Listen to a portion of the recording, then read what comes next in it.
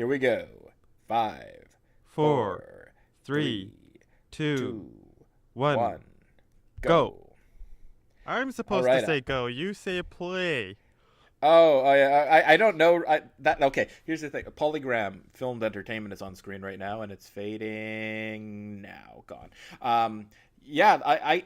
I'll never be able to stick with routines. I just don't have that in me. Like people like patterns and they like consistency, and this will be our gimmick. This will be our thing that we do. I say go, you say play. A couple of weeks from now, I'll be like saying and now or something completely different. I can't remember how to do things routinely. But How long yeah, is okay, this so movie? 2 hours? it's actually kind of long, I think. Over 2 hours, if I'm not mistaken.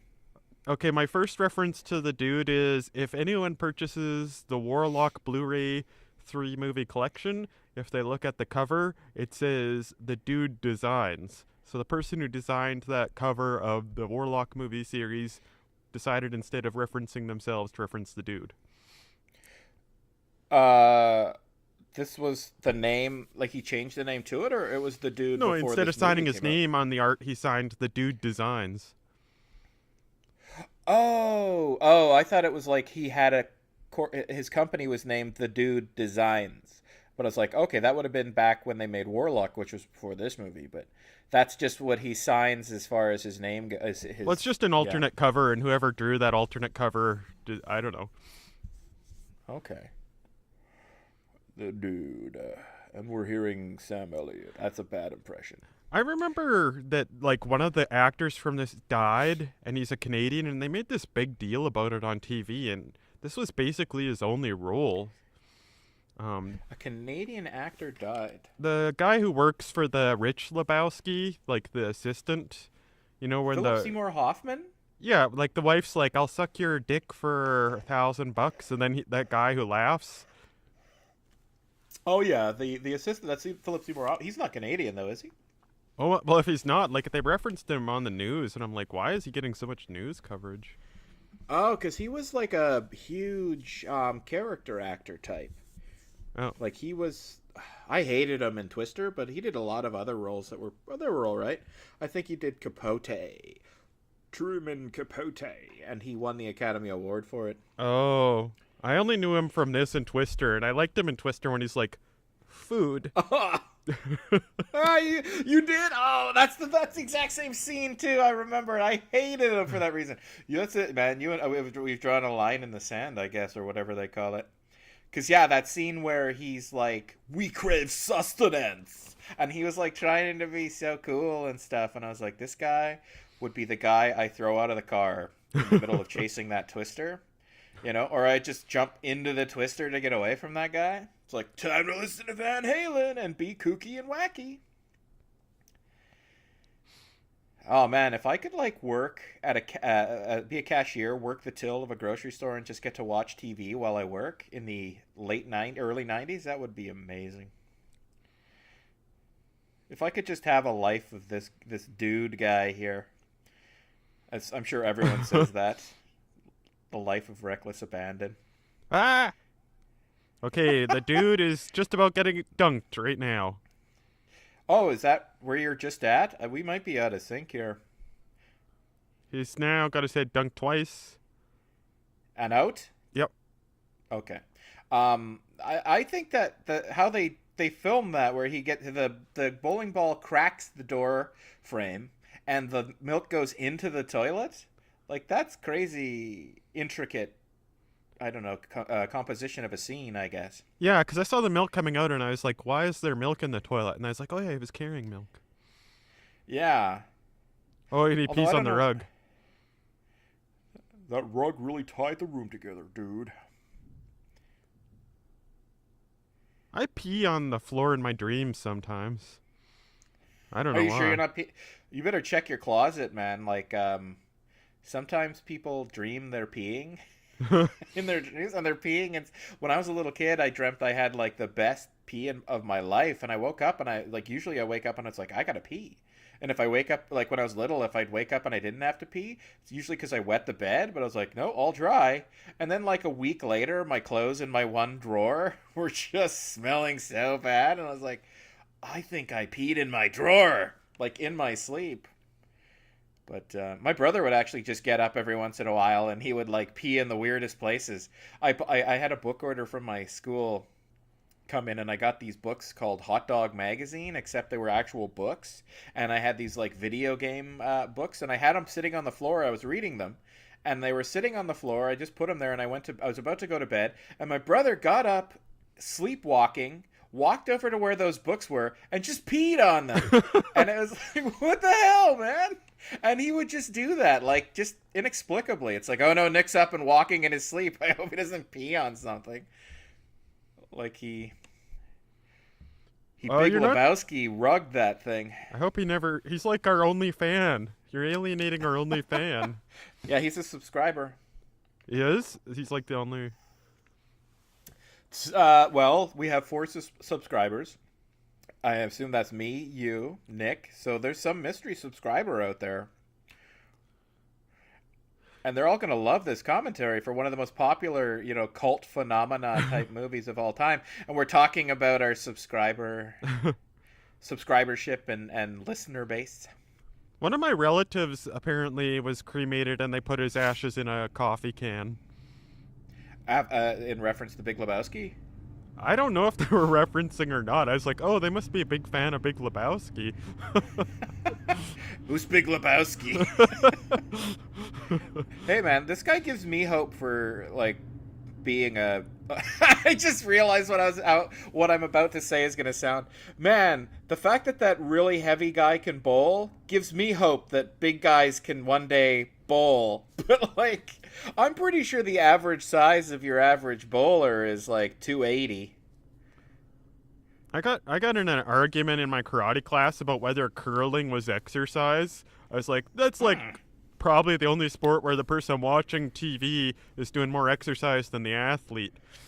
And then the guy's and I was like, except for the sweeping. And then he's like, yeah, except for the one athletic part. He got really defensive about this sport. It was like, okay. I was just about to go off too, because okay, if you're the skip, then yeah, you got it easy. You throw your rocks and you hold the broom. But if you're a sweeper, I mean, imagine, like you're just sweeping on ice, just well, not a majority of the time, but I mean, when you got to go down there, someone throws a rock and it's a little offline, or the heavy or light or something, and you got to guide it with your sweeping, or you got to lay down a sheen so that the rock keeps moving because it's light. Oh man, you're going like crazy. I mean, just one day, pick up a broom and just in your kitchen, just sweep for like a minute straight and see how that feels. Curlers do it every end.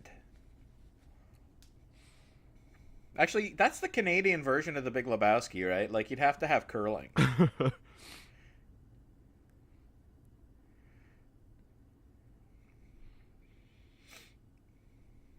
Oh, I've always contended that this was an error in the script. What? Because the dude would be the dude's character is the type of character who would correct Walter's use of Chinaman.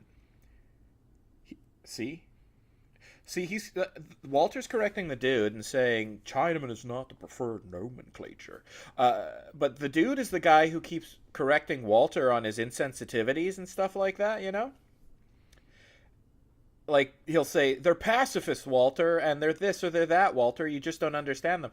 But all of a sudden, Walter's the guy here who's correcting the dude on an insensitive use of nomenclature. I always thought it was just an error or something. And they kept the take. It could be. I don't. Like in Stranger Things Part 2, when the two people are staying at the conspiracy investigator's house, he drops his eggs and then he says, whoops. And apparently he dropped his eggs by accident and then just said that line. But I don't know. A lot of this stuff, like when I see how carefully they manicure sets and things like that, I don't know how many accidents there are. Well, sometimes accidents happen on camera, and they're like, "That's supernatural." I mean, that's Oh, so funny. you're a fan of the Supernatural That- series. yeah, exactly. I just like that's like it's super realistic, but I just said natural, and so there you go. Wrong phrasing. That it's ultra realistic, right? And they're like, we'll keep it. Like there's that scene where Aragorn in the Lord of the Rings. Everybody talks about it. It's been said a million times, but um, he thinks that the two hobbits, Merry and Pippin or whatever, Mm-hmm. have died because they find that all the corpses, all the charred corpses of the orcs, and he finds Merry's little band or whatever, and he goes to kick something on the ground like a helmet or something. He broke his toe in that scene, so his pain is real, and they kept it, right? And He at broke his Billy toe. Idol, he broke his toe kicking that helmet, and so he was like grimacing, and it's like and, and it looks convincing because he's actually in a lot of pain. And they said that Billy Idol video, White Wedding, where they put the ring on that woman's finger and it cuts her. That was really how they actually put a jagged metal thing on inside the ring and cut her finger. So there you are, man. The Big Lebowski, hearing about Lord of the Rings and old Billy Idol videos. Oh yeah, here's Philip Seymour Hoffman. I love how he keeps touching that plaque too. Like, don't touch that, dude. He just walks away but touches it one more time. Here we go. I like how he's like, so is he like? And he's got to touch it one last time.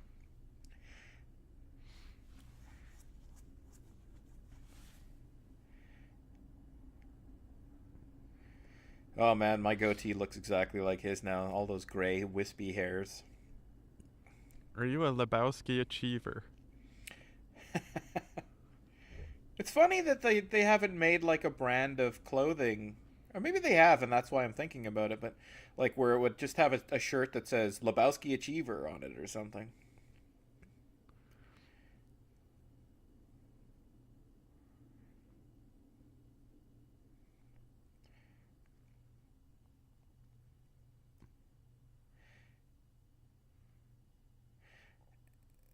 It's funny that this guy's forcefulness, right? Like it is annoying when people.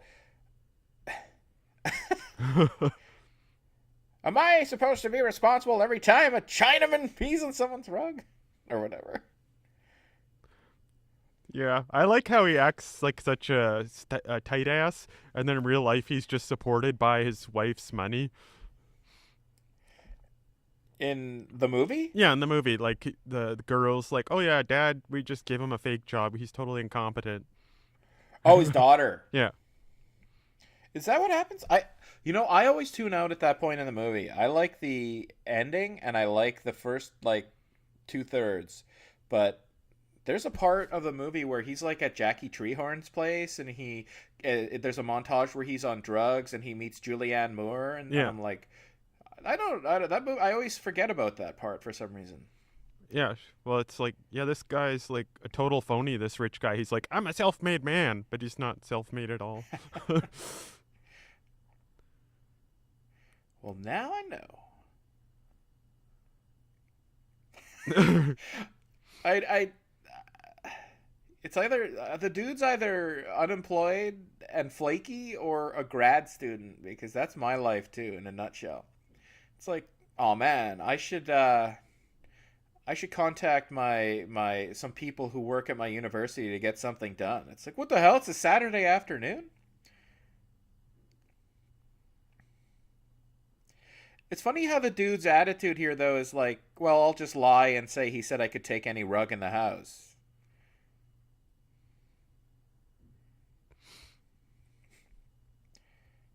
Some Chinaman in Korea. That'd be accurate because the Chinese were the ones who were in the northern Korea. During the Korean War? Really? Yeah, the China backed the North. Oh wow, well there you go. I always thought he'd just call every Eastern Asian person a Chinaman. But I guess okay, so it couldn't have been a mistake because the dude just said to him like it's not Chinaman, right? Like he corrected him. So, well, it could have been a mistake, I guess, but it wouldn't have had the same payoff if it hadn't have been the dude transferring his, like, he was told not to call them that, so the dude's transferring that bit of information. Oh, I love this scene. Oh, really? It's funny though. For me, this just I was like immediately like this character is just crass and unlikable.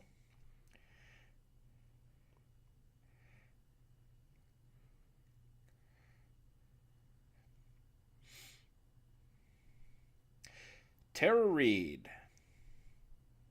This is her breakout role. Oh, that's Tara Nothing but Reid. I never yeah. noticed that.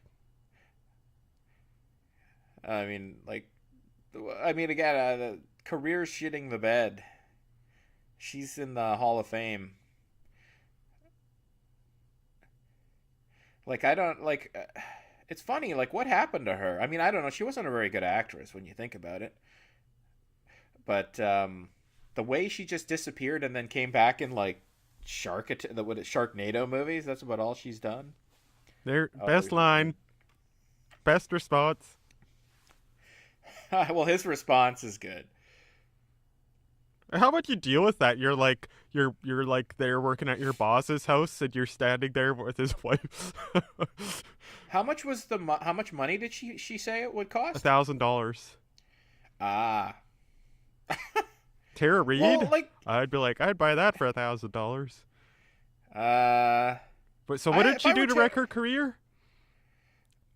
oh, she just I don't know. Like she was out of it at an award ceremony, and she had a breast augmentation surgery done, and they didn't reattach her nipple yet. I think so. Her dress fell down, and her boob was hanging out, and it was like all scarred over, and it was really weird. And she was like smiling and looking at cameras and stuff, and her assistant came over and was like, "Tara, cover up your tit," and then she's like, "Oh," but she was like so out of it, and it was so weird, and it was so surreal because she clearly had breast augmentation that must be done in stages because there was no nipple there, and and So that where does was the nipple go?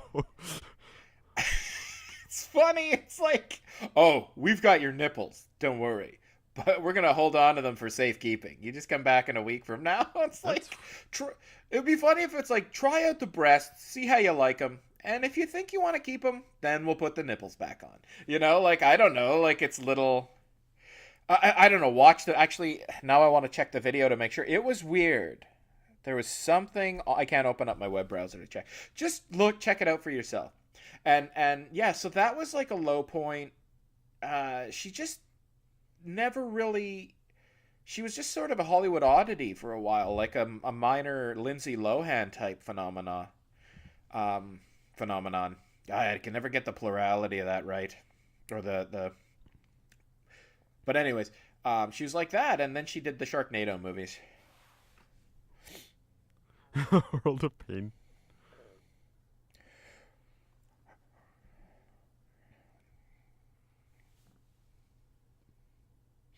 It's funny that that's become a meme for people who think they're being reasonable and following, rules that one ought to follow.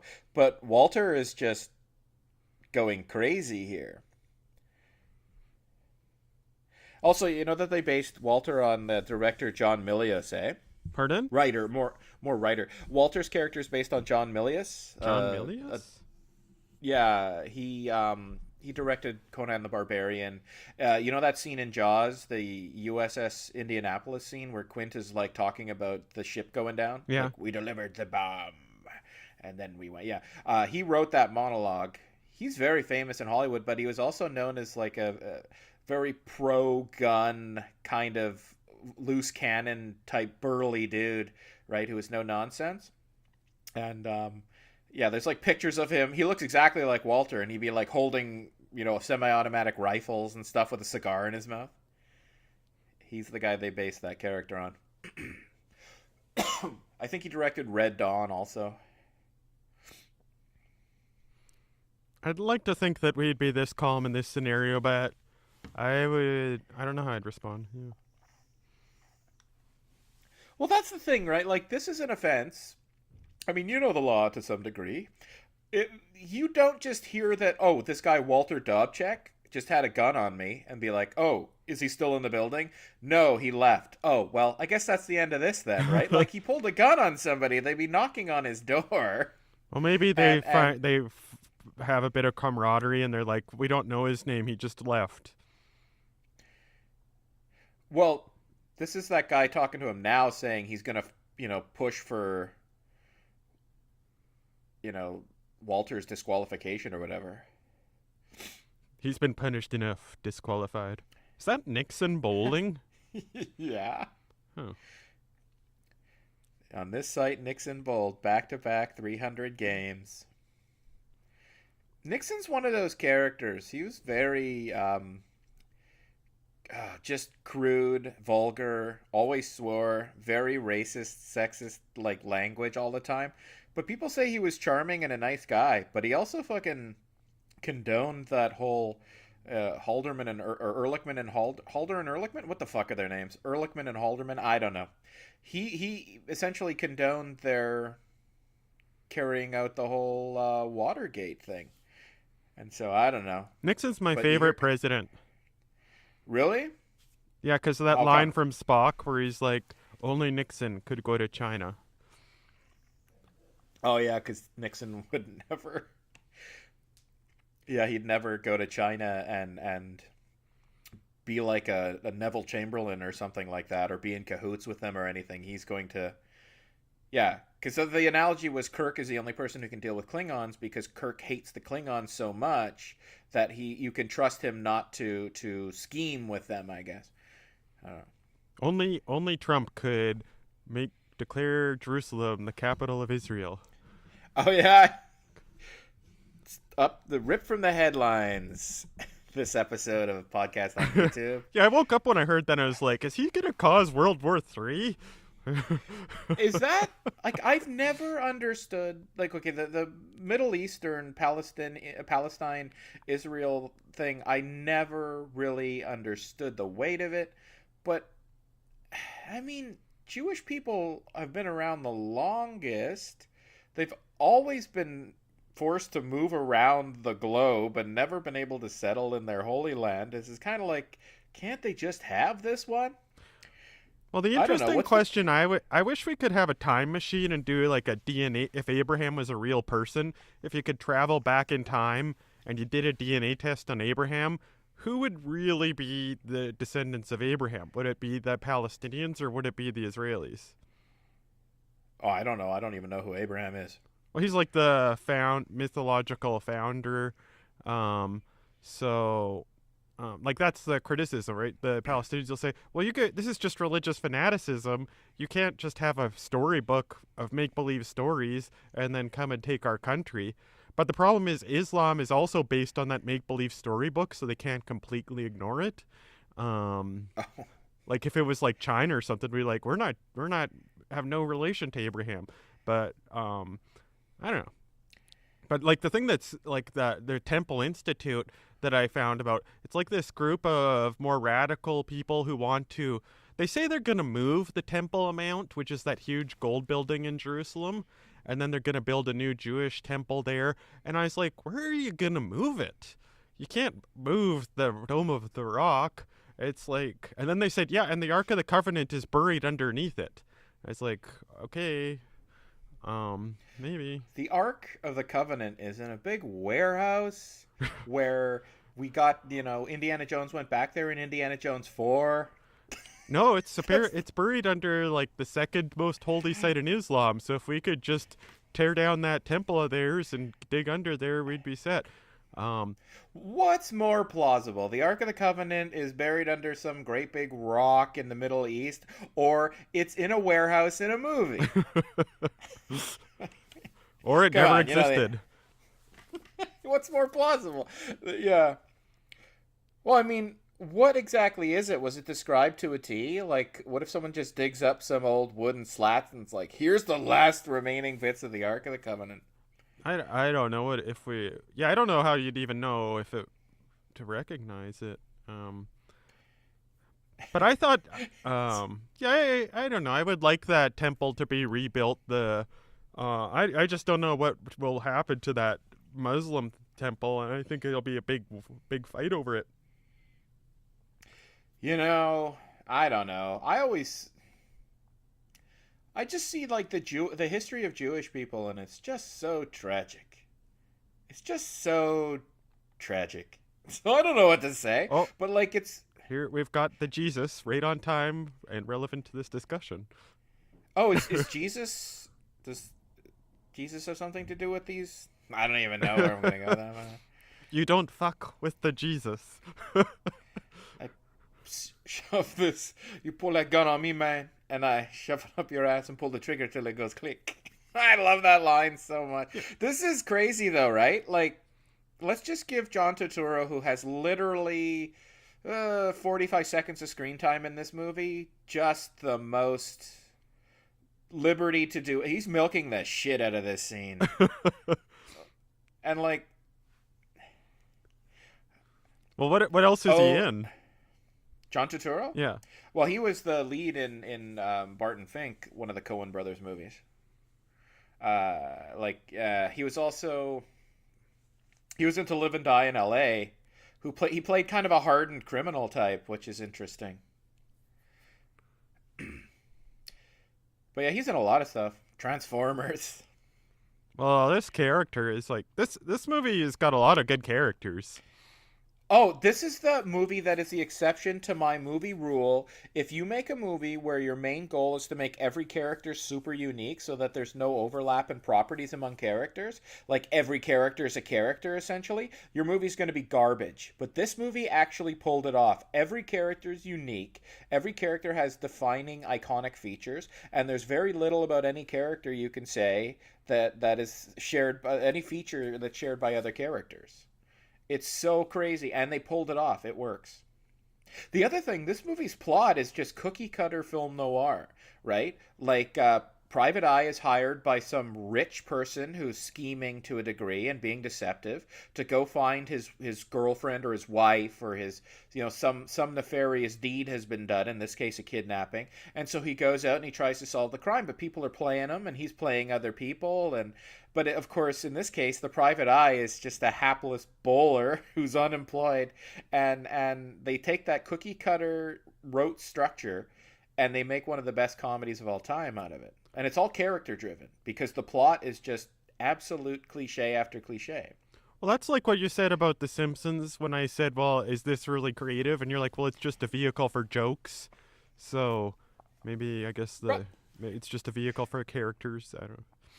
Oh, it is, and it boggles my mind that you can have really great comedy writers who insist on having some very detailed story, like in plotting. Just make it the most bare bones. Like rip it off from something. Make this movie Chinatown if you have to, or whatever, right? Like just take that structure and make it your vehicle for jokes.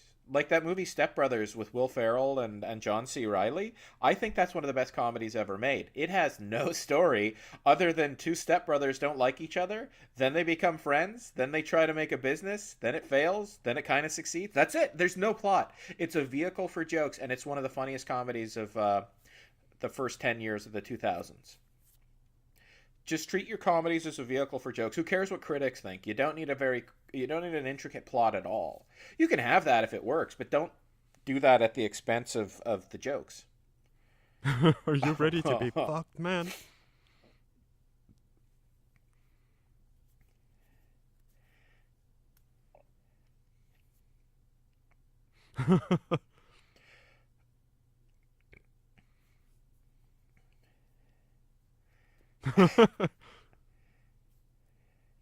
Monday Hall.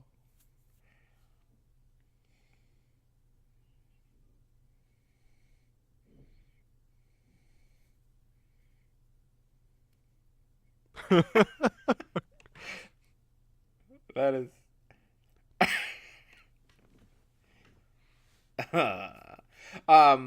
but it's funny, like he's such a force, right? and now they take it all away with this. He's a pedophile. Like, who is this guy? He's a pedophile. Oh, I hate him. You know, like the Coen brothers are essentially saying, this is what we're gonna do. We're gonna just establish this crazy character who's mysterious and tough talking, and then all of a sudden, no, you hate him. He's a pedophile. And then they have a scene later where or did they show it? I'm not paying attention, but he actually has to go door to door to let people know, and he gets his ass kicked or something. Well, I was watching before this on YouTube. There's this big drama about a YouTuber who's big in the Magic the Gathering community named Jeremy, and he basically attacks people. And one of the people he did is he took a picture of one of the executives who makes this game and put jail bars in front of it and said over 100 abused, and made it look like he had abused 100 children and he's making this game. I never watched the video. Like, I saw that. I was like, what the hell is this? But yeah, he's like really attacking people. Is Magic the Gathering the community of play? Is it a kind of a vile community? Like, I'm always hearing like really bad things. Well, it's this card game. And right now the big drama is this girl named Christine Sprankle, who's a really attractive model and dresses as characters from the game.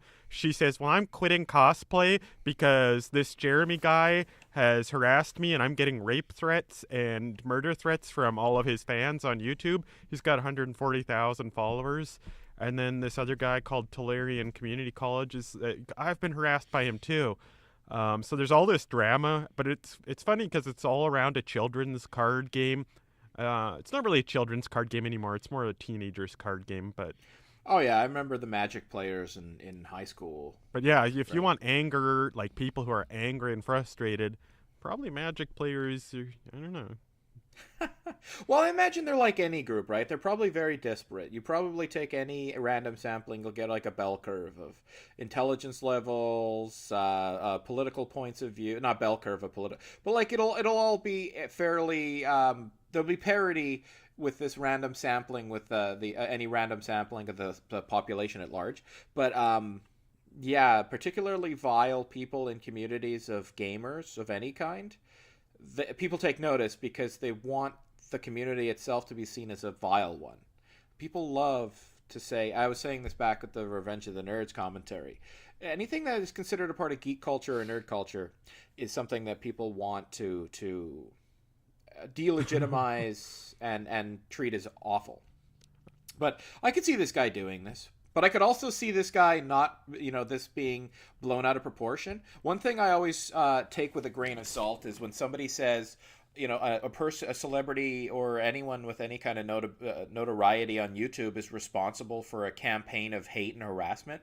Like if somebody has a bit of a blow up or a fight with somebody else and the fans of their show go and harass that person, it's not necessarily the fault of the person who's the personality, I guess, is what I'm saying. Just because your fans are a lot of them vile and awful doesn't mean somehow you're responsible or like you've somehow orchestrated it.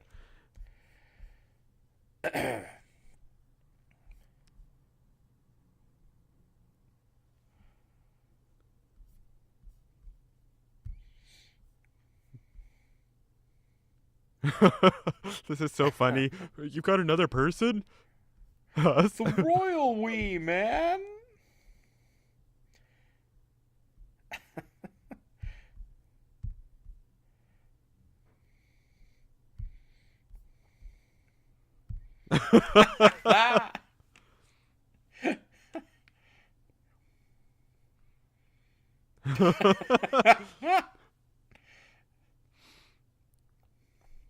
Why does Walter, though, why does his ringer have to consist of his dirty undies?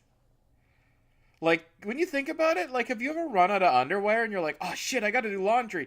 That's not something you want to just dispatch with. Why not take, a bunch of trash out of the garbage can or something? He fills that up with his underwear. It's like, what's disposable in my house? My underwear. I don't think that's how that should work.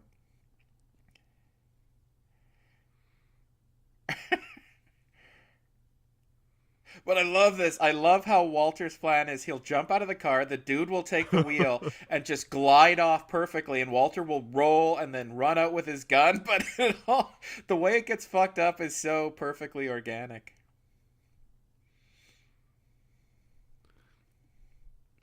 Simi Valley. This reminds me of the time that we were trying to organize buying some pizzas in Dauphin, and you're like, just order the pizzas, and it's like, Well, that's because nobody would let me just pay for them, right? Like, everyone gets their own large pizza and we all share and I pay for it. It would have been perfect. But yeah, essentially it came out. This is a metaphor for how our ordering of the pizzas went. well, there's nothing this intense in our lives, so ordering pizzas is the closest thing I can think of to Yeah. delivering ransom money.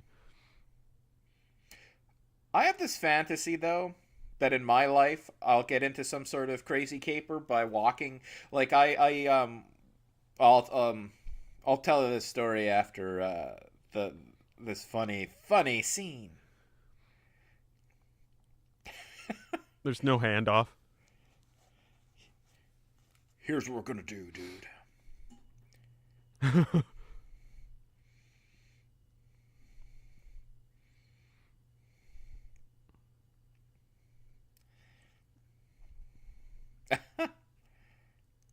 The ringer.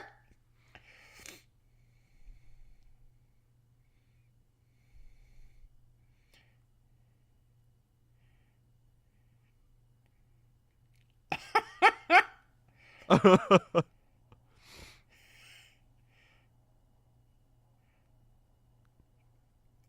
Uzi. And he's got it wrapped up like it's a bunch of meat or something. So And then it just starts shooting.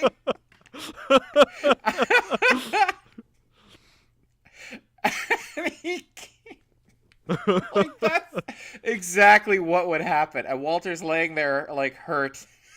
And he's like, oh, that didn't work. man, that was just an epic failure.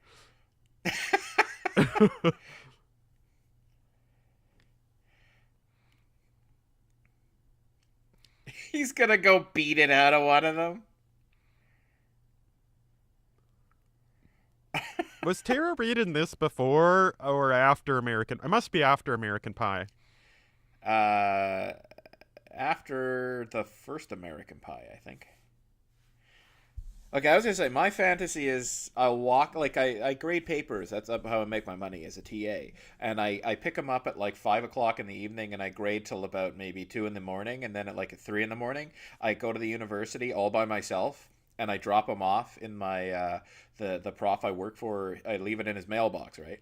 And so I'm in this university. I'm in this huge complex, right? This huge facility in the middle of the night, and it's dark, and I'm roaming around this big building and stuff. And my fantasy, it's not a fantasy, but it's like in the head of a person who has nothing going on in his life but wants some interesting things to happen. I'll walk in and they'll be like, I don't know, like a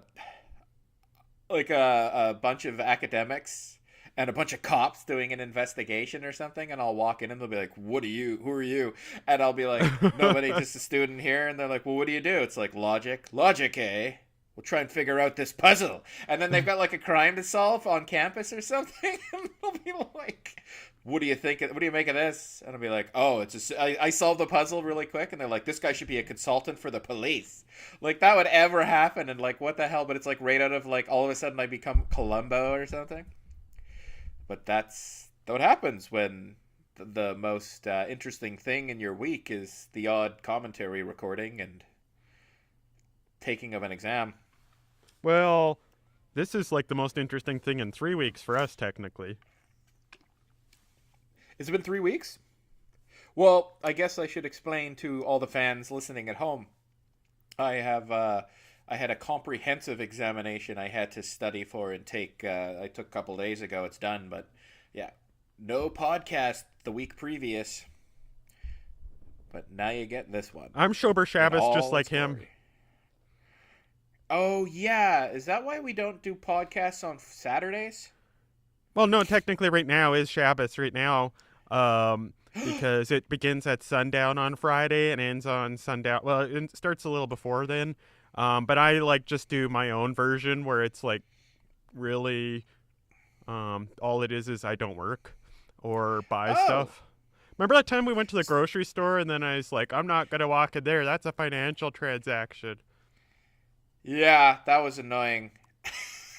But I was gonna say, surprise, surprise, the self-professed Muslim, Jewish, Catholic has an unconventional approach to his Judaism. I'm just kidding. But like, yeah, I do remember going into the grocery store and it was like, yeah, let's just go in and buy the ingredients for the pizzas we're gonna make. It'll be great. I'm like, almost like my memory is I'm walking in talking to nobody, and then I look back like 30 feet and you're standing there like, I can't go in. Just take the money. Just take the money. Like, go buy that stuff. Well, And it's funny because it's like right out of a sitcom. It's like, you have to come in. I don't know how to buy shit. I like go to buy pizza dough and I end up coming out with croissant yeah, you dough. came out with Pillsbury croissant dough and the biggest block of cheese I ever saw in my life. And then I send Jason into another store to get it, and I'm exploiting a loophole because there's like this rule where you can't turn on and or off the light switch. But if a non-Jewish person happens to turn the light switch on or off, then that's okay. So I extended that. I'm like, well, I can't buy things myself, but if Dave happens to buy me the ingredients, um, for the pizza, that I can't stop that. I can't force my beliefs on Dave.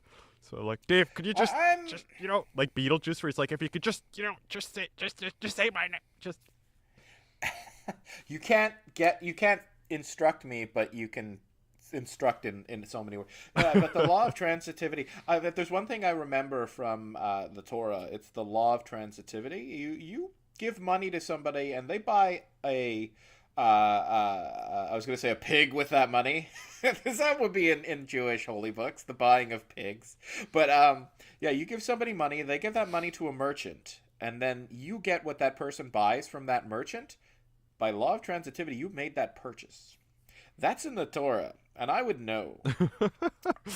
I am a scholar of Jewishness. well, it could be in the Talmud. Those are pretty big books. I, But yeah, I don't no, even know what the. I tried keeping all the rules before, like no turning on the light switch. But like it goes like you can't like if you have a bowl of you're not allowed to cook, right? So you can't take a bowl of cereal and pour milk on the cereal because that's bringing the thing to completion. Huh? Um, Cooking means heating food, though, right? Like you make a salad, you're not cooking. but that's another form of bringing a thing into complete. It's very complicated. There's a lot of rules. So no person who actually keeps the Sabbath would say that I am doing a good job. I'm basically having my own fun time, making following my own self-made rules. So the end. Yeah, and forcing people to go into grocery stores and buy stuff that you refuse to participate in the purchase of. I'm having a wonderful time. It's like I became Jewish 3 years ago, and it's been a party ever since. You see, I don't. Julianne Moore in this. I'm not. Although, yeah, this is the scene. I'm not a big fan of hers. I figured out. Frances McDormand, on the other hand, oh man, they could put her in every Coen, but they could put her in every movie. It'd be wonderful. She's great in Fargo. Oh yeah, this is the era too where Julianne Moore was doing nude scenes everywhere she went.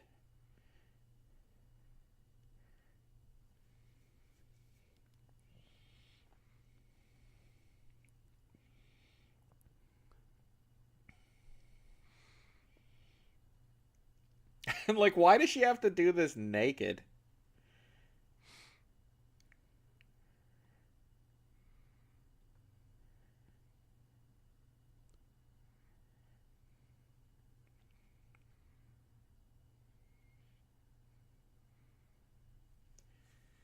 That kind of reminds me of the dad from Alf.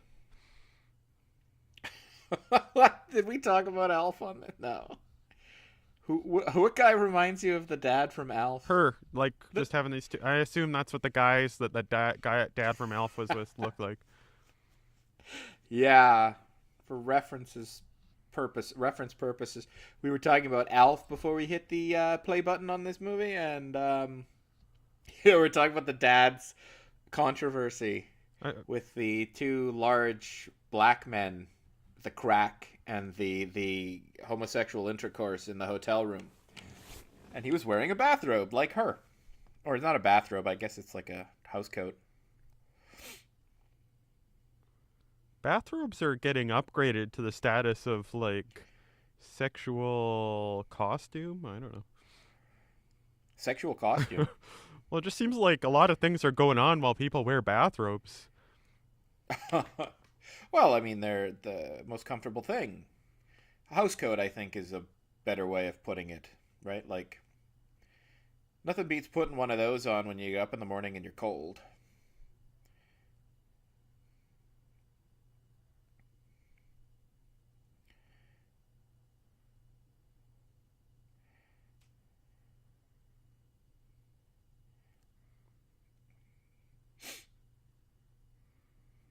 That remote she's holding is just a total 1990s remote control. Like where it's like had so many I, buttons on it. you know, it is weird, but it was like a '90s through. I was thinking like, I've been buying cheap LCD screen TVs, and I maybe bought like three in the last 10 years. Besides my the one I bought exactly 11 years ago. Anyways, I was like thinking, oh, they're cheap, so that's why the remotes are so small. Because the first LCD screen TV I bought was like a remote bigger than the one she's holding and with more buttons, right? I was like, what the hell's the point of all this? And so I bought like a Black Friday, I bought a 4K TV, and I was like, oh man, it's gonna have like another huge remote because there's gonna be so many features. Nope, tiny little dinky remote. That is like one of those things, man. Prior to like 2006, every remote had to be this gargantuan thing that you couldn't even like you had to hold with two hands. Oh yeah, I don't like that in movies when they have. Well, I guess it is a porno, but that's like an actual porno actress. Is that Asia Carrera? Good call, It man. is? That's pretty sleazy, right? Like that's a porno actress. I'm about to say her name, but you're like, is that Asia Carrera? Was it her? Yeah, like we both know it. She's a member Well, I of mean, she's Mensa. exactly. I was gonna say like she's one of the most well known for her. Yeah, like her whole life, she was like a child prodigy, right? Like in music, and she I think graduated high school at the age of like 14 or 15 or something. Member of Mensa, very deep thinker, but troubled too. Like suffered major depression and things like that. She likes Warren Buffett. She's like a big investor with him. Look how Oh, much we really? know about her. I don't research porn actresses that consistently, but for some reason I know a lot about her. Well, it's a profession like any other, and I have no problem admitting that, like, I don't look. Of course, I have no problem admitting it because it makes you seem hip and progressive to say I don't look down on porno actors, but people really do, right? Like, I'm not going to sit up in the middle of a class I'm in and be like, I was watching this porno the other day, like that. You really want to keep that part of your life a secret, but these people have interesting lives and an interesting profession, and what they do is like when there's something else like who was the other oh yeah that Lisa Ann who played Sarah Palin. She's always on this radio show. I've kind of replaced that show with the Howard Stern show because it has this comedian Jim Norton who I like on it. It's like the Sam and Jim show or something.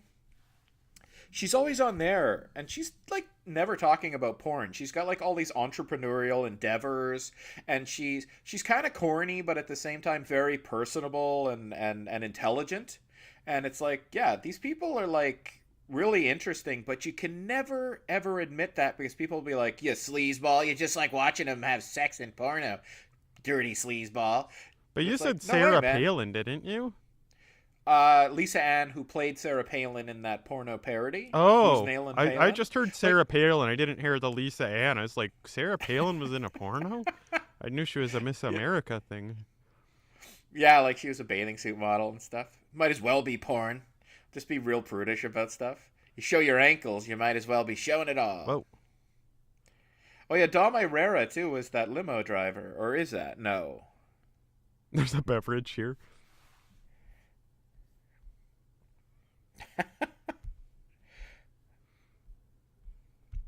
I like how the Big Lebowski is just like he immediately is talking like the dude hasn't even gotten all the way in the car. Where's my money? Hmm. This reminds me of when I wanted to get my friend to go and buy a used MacBook Pro from a city an hour away, and he's like, "Okay, but I'm not responsible if it's not good." And I was like, "Well, could you just look at it a little bit and see if if it's dented to hell? Don't buy it." He's like, "No, you make the deal now. I'm not responsible." Oh, was a used one? Yeah, it was like a used, um, uh, but he's like, uh, yeah, I don't know. It's exactly this is What's exactly like this discussion. It's like we relied on you. It's like I did my side of the bargain. It'd be funny though if like he and one of his friends, who's not necessarily a mutual friend of yours, is or a mutual friend of the two of yours, is like there to like, here's how it's gonna go. I'm gonna throw him the ringer, and you're gonna steal the laptop. And then it's like they totally fuck it up. But I would never send somebody to buy me. I sent my brother to get me a laptop in Montreal. This was the most convoluted process ever, but my laptop broke over Christmas and I had two term papers to write. And so I was like, my sister was leaving from Dauphin, from Winnipeg that day. And I'm like, could you do me a huge favor? Could you get me this MacBook Air that is at Best Buy? And I'll pay you, I'll transfer the money into your account right now and you could just pick it up for me. I'll even like pay online or something if I can. And she literally is to drive out of town. She is on the same block as Best Buy, and she like gave me the spiel about how dare you ask me to go out of my way. I am so busy. That is so far. I'm like, it's a block away. And she's like, I can't do that. This is horrible. You always do this. You always do this. You make people go out of their way to do you these huge favors, and you never pay people. And she like turned me into this monster for asking. I'm like, this is desperate. I need a laptop to write my papers. My computer battery is gone, and you know it won't hold a charge. And so she's like, no, I can't do it. I won't do it. And so it's like, geez. That's So I like I tell my brother who's in Montreal, and he's like, oh, well, do they have any of those here? I was like, I don't know. I go online. It's like, yeah, they got a MacBook Air, but it's at a Best Buy that's like 10 miles away from you. He's like, I'll drive down there and pick one up. I'm like, but I can't get you the money just now. I'll use my credit card. And he goes in Montreal and he goes all the way 10 miles out of his way to the edge of town to a Best Buy and he picks up this MacBook Air and he pays with his credit card like $1,200, $1,300. And then he flies home with it on an airplane, and he brings it all the way to my mom and dad's house. He's coming home anyways, but like to think about it, my sister is a couple hours away, and she's driving by a Best Buy that's on her block, and she's like, I can't stop in there for 5 minutes. Are you crazy? And my brother's driving all over Montreal, 2,500 kilometers away, picks it up, flies it home via Air Canada, and then brings it to me, and I'm like, something's wrong with this picture. the only problem is you ran a terrible risk of getting a French keyboard. Yeah, I said he gives me this receipt and it's like all in French. I'm like, huh. I hope they accept this if I have to return it in London or something. Oh, but an interesting postscript to that story. This very podcast is being recorded on that MacBook Air. This is such a funny line. He's laughing. But it's he calls it though perfectly, right? It's not her toe, dude.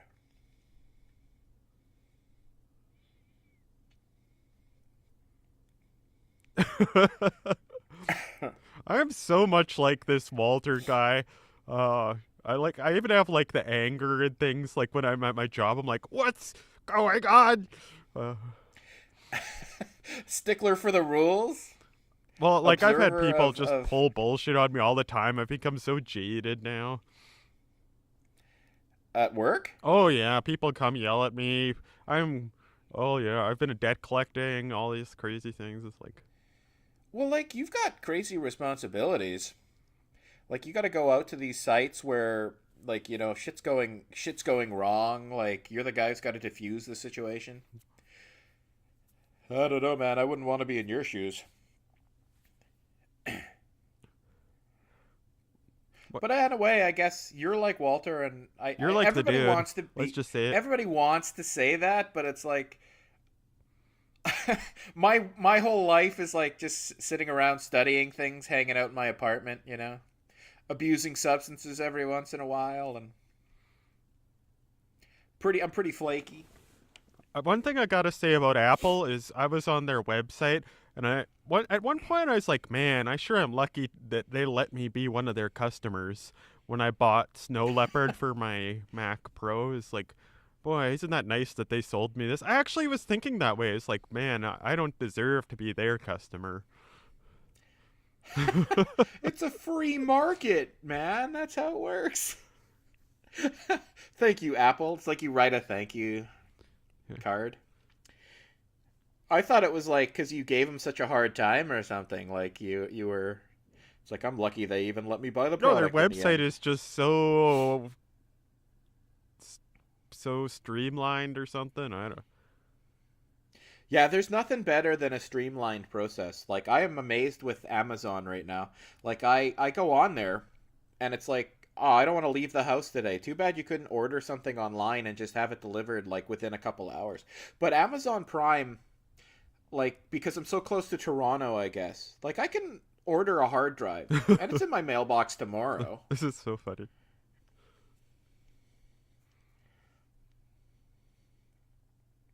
This is just that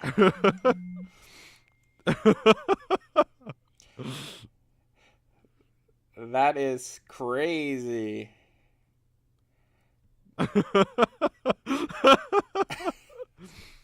Like that's a real person in that tub with that animal and its claws right in his crotch. We're nihilists, Lebowski. Nothing, I've never seen a group of people so sure of some of things in their life and so willing to believe in things more than the nihilist, the edgelord fake, you know, Nietzsche wannabe nihilist. Even though Nietzsche wasn't a nihilist, he was actually fighting against it. But Nietzsche was full of shit, anyways.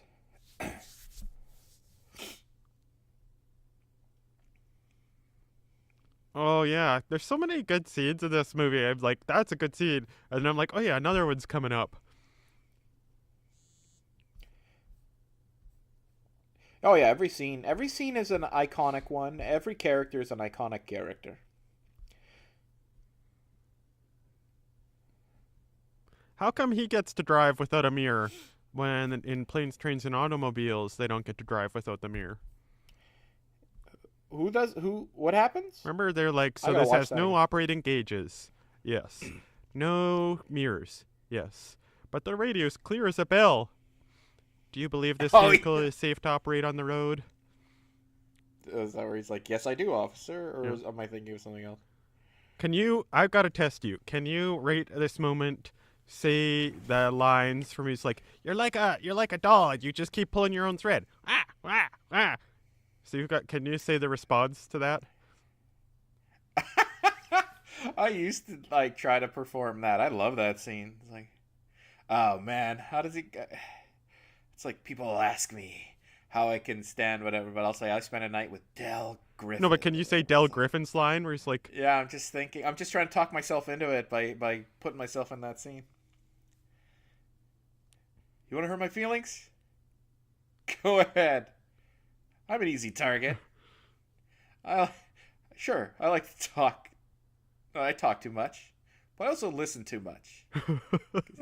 I can't fucking remember that. It's like I'm the real article. What you see is what you get. You know what? I like me. My customers like me. My wife likes me. I don't know. Fuck. I think I got everything all backwards. But there's like chops to that, right? It's like, you want to hurt my feelings? Go ahead. I'm an easy target. I talk too much. I also listen too much. I'm the real article. What you see is what you I think get. he You know, says, I like me. My wife likes me. my My customers like me. And you know customers like why? me. I'm the real article. What you see is what you get. And then the music Yeah. swells. Oh man, I hated that movie as a kid because I didn't like the sentimental stuff, and I still don't. But if you do it right, and you do it just right, like that movie does, you can sort of take it. But the last scene though, where you find out his wife was dead all along, it's like, oh god, I can't watch that. Like I seriously. There are some movies that I once re-edited the ending of a movie where the cool character got killed because they remade an alternate ending where the character survives and they filmed it and everything. So I just spliced in the alternate ending, and then I could watch the movie. That's a movie I'm seriously thinking about re-editing, just so somehow his wife is alive and he's just got to get back to her, or she divorced him or so. I'd like even dub in the line, "My wife and I got a divorce," and it would be I have so to go stilted. now. Yeah, my home planet needs me. Like, yo, like that was such a heartbreaking fucking movie. And then the final scene, he's pitiable, he's pathetic, but he's lovable, he's a good man, he deserves to be happy, and he's just not. He has nothing. Yeah, he He doesn't has have his nothing in his wife, life. and it seems like he's totally homeless, or I don't know, he just travels selling His whole life is in his work, and what is his work? Selling shower shower curtain curtain rings. rings. Yeah, like he doesn't have anything. And you know that after he has Thanksgiving dinner with Steve Martin's family, what is he going to do? We're going to be lifelong friends now? Like they're not compatible. He pities him, but he knows he's a good guy, but he knows they're not compatible as friends. So I what? They're made not. that comment too. I was like, I wouldn't want to go to that dinner, even if I was Dell. I wouldn't want to go to that family dinner. Man, is it ever awkward being the non-relative at a family dinner? Terrible. Yeah, and then like I had to invite this guy. We were on the road together, and his wife is dead, and you don't know him. I don't know him. It's awkward as hell. They only spent like 48 hours together. Like it's what happens the next year? You know what I'm going to do? I'm going to tell myself this story, and that's how I'm going to watch the movie from now on. It was a John Hughes movie, right? So was Uncle Buck. Del Griffith became that was just the name he gave on the road. That's his salesman name. He's actually Buck. What is it? Russell? That's his last name, Buck Russell. That he's Buck Russell from Uncle Buck. He moves out to Chicago and starts bowling. He makes friends and he meets Shanice Kobalovsky, who he's going to get married to. He's going to get remarried. He's got a great couple of nieces and nephews, and he's Yeah. got his family there. Yeah, that's what's That's Del Griffith is the name I use on the road because I'm a salesman and I need an alias. I don't know why, but he's Well, Buck from Uncle Buck's Buck. kind of a nickname, isn't it? Buck's not a real name. Uh, but his last name is Oh, Russell. John So Waters, the master. no, that's not No, John but Waters. it's supposed to be. Is it? Yeah, I guess it's the mustache. But this is that David Thules or whatever guy. He's pretty kooky himself.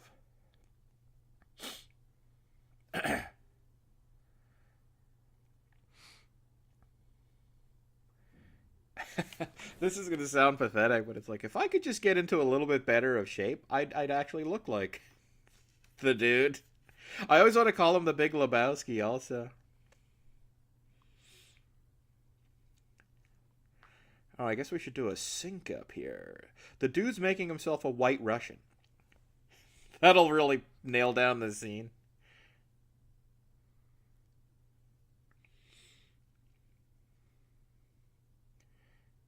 I think that's Gregorian chant playing in the background. Maybe not Gregorian, but certainly a chant. Did you know the I don't church know. actually suppressed all other forms of chant except Gregorian and Ambrosian to a lesser extent? It's like, I know everything about the church. No need to go well, I on. found that out. I was like, who made it their business to suppress certain kinds of liturgical chant? It's like, we could just like. But you have to ask yourself that about the church? Like, what kind of an institution goes out of their way to censor people? But like this level of censorship is just, I and I like to mutter to myself sometimes that it seems like there's only 1% of the population that listens to classical, just not a lot of people like it. And then among classical listeners, it's like the same fraction, only a very small portion like Gregorian chant, and I'm one of them. Is that considered classical music? Well, it's older than classical, I guess. I don't know. It's always in the classical section when they used to have CD stores. Yeah. I remember in the early 90s, Gregorian chanting is kind of like a forced trend. I think you call it a forced meme today. Like people were like on the news, it's like the latest rage. What's everybody listening to? Is it rap? Is it heavy metal? No, it's Gregorian chants. It's like some stupid news. They cut to some correspondent in like a record store. I'm here at H&M Sound or whatever the fuck the name of the, you know, Numbers are his through the master's voice. roof. It's like where people are going crazy, not for Elvis Presley, not for Barry Manilow, but for Gregorian chanting. And then they'd cut to like a, like they'd, you know, play a cut from the latest album. I don't recall anyone actually listening to it, but the news was all over it like it was the biggest fucking thing in the world. Yeah, I've never met anyone. I met a Franciscan friar, and he said he liked it too. So I guess I've met one other person. Yeah, but that's like, you know, you go to the one person who's gonna like it. It's like, you know, I've never understood the appeal of Eggs Benedict. I've only ever found one other person who enjoyed Eggs Benedict, and that was Benedict. Like the guy who invented it. Like, Yeah, eggs Benedict. I don't find the appeal of that either. Give me my eggs, nice and runny. I just want all this liquid yolk all over my stuff. Yum yum. think about it. I made a joke that Eggs Benedict, it made no sense, but I think it makes sense in a way. Eggs Benedict is the prodigal son of egg breakfasts. Because it's like this, you take away the egg yolk and you whip it up all lavish and dress it up with spices and other substances like butter, I think, and milk and stuff. And then you bring it back to a standard egg and you cover the egg with this decadent yolk and then you make you cover it in bacon. So like the prodigal son story, right, was like the son went away from his father and brother, and he lived a life of decadence and just the life of whatever, you know, a person with reckless abandon. And he came back all lavish and spoiled, and the father killed the best pig to serve to his son, right? So it's like I don't think that it killed the fatted calf. Oh, I thought it was a pig. From Okay, the because I was Bible. like, it's a perfect metaphor. Eggs Benedict. Take this egg away, dress it up, make it decadent and rich, and then bring it back to the other egg, and then we'll cover it with ham or bacon. Anyways, but it is crazy. It's like, why would you take? What do you want on your egg? Oh, this egg with runny yolk. How about some more yolk? Yeah, we'll call it hollandaise sauce. Yeah, that It's would be a not good bad, story though. if it was killed up. I like your story, killed the fatted pig, but it's just a funny story because it's a Jewish story.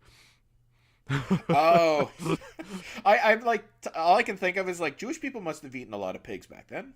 Pigs were plentiful. I think that story, Jesus is the one who actually. So it's technically a Christian story, but at that time he was a rabbi in Israel. So Jesus? yeah, He was a rabbi? well he would be. Yeah, I guess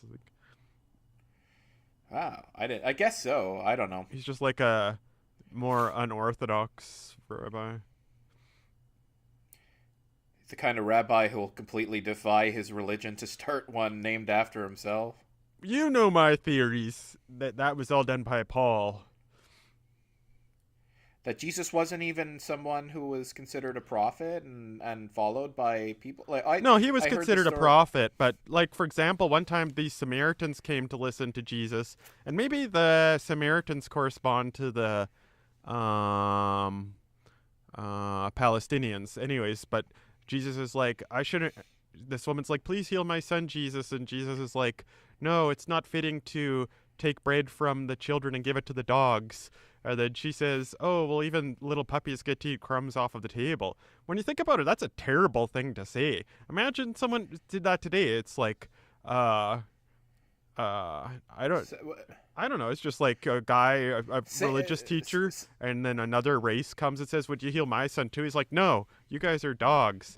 It's like, Jesus did that? yeah. Man, this religion thing, I don't know. I heard nothing but good things about every world religion for all time, and now I'm starting to think they're kind of fucked up. But yeah, really though, like you do. I don't know. Like, but what I've heard, yeah, that like, but this was obviously the New Testament. I like how Like, I like so- how the friends come to the play too and watch like It's sort of like they're good. Like it's kind of like going to a relative's shitty play or something at school.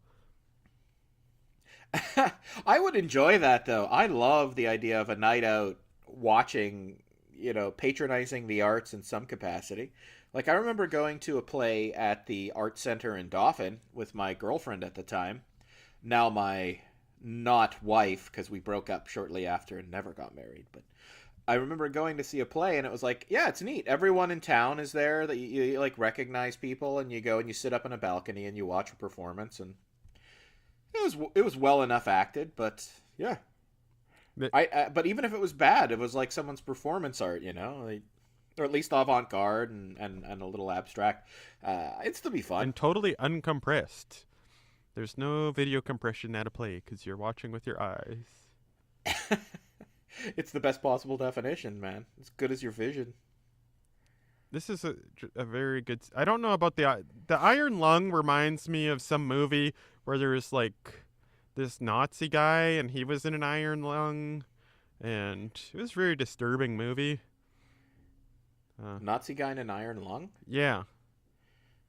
And did it involve prostitutes who were drugged and forced into comatose sex or something? No, he like killed a kid by hitting him in the back of the head with a board, and then he jumped off of a building, and that was why he was in the iron lung, or something. The man in the iron lung. I should, like say what I just said would make no sense to people who've never heard. But like, I think we had 3 commentaries in a row where you're like, I saw this movie once where this prostitute was like tied up in a basement somewhere and forced to give birth to children. I saw this movie one time where this prostitute was given drugs and she would be put into a coma, and then it was like always. So I was like doing a callback. The first to movie those crazy is prostitutes, Pink Flamingos. Yeah, like that because I was just making up a scenario, but They were hitchhikers. But that's not really what it was. But the one about the comatose, but there was some You other must one like too that you scene. told Like about. you're like, man, I gotta see this. That's pretty hot. What, the comatose one? Yeah. Well, I've well, reviewing the material, right? I'm like, what kind of crazy movie? But it's so apropos, like it's so Bill Cosby, Harvey Weinstein kind of bullshit that it's like. And she's like that the movie... hottest actress, most sexy actress ever. And you're like, huh? oh, here. Ooh, Okay, we like gotta focus on this scene, Dave. Sorry. Oh, but I want closure on the Nazi jumping off the roof. Okay, we'll do that in a second after we watch this scene. I don't want it to be a downer during the Big Lebowski. It's not like this is a standout scene in the movie or anything. It's so funny though. But you know what? This is a rare case of the television edit being better than the actual scene in the movie. Oh God, it's so good. What are you doing? Like, imagine from the kid's point of view though. He's like, "Oh, this is so entertaining." Oh. You like.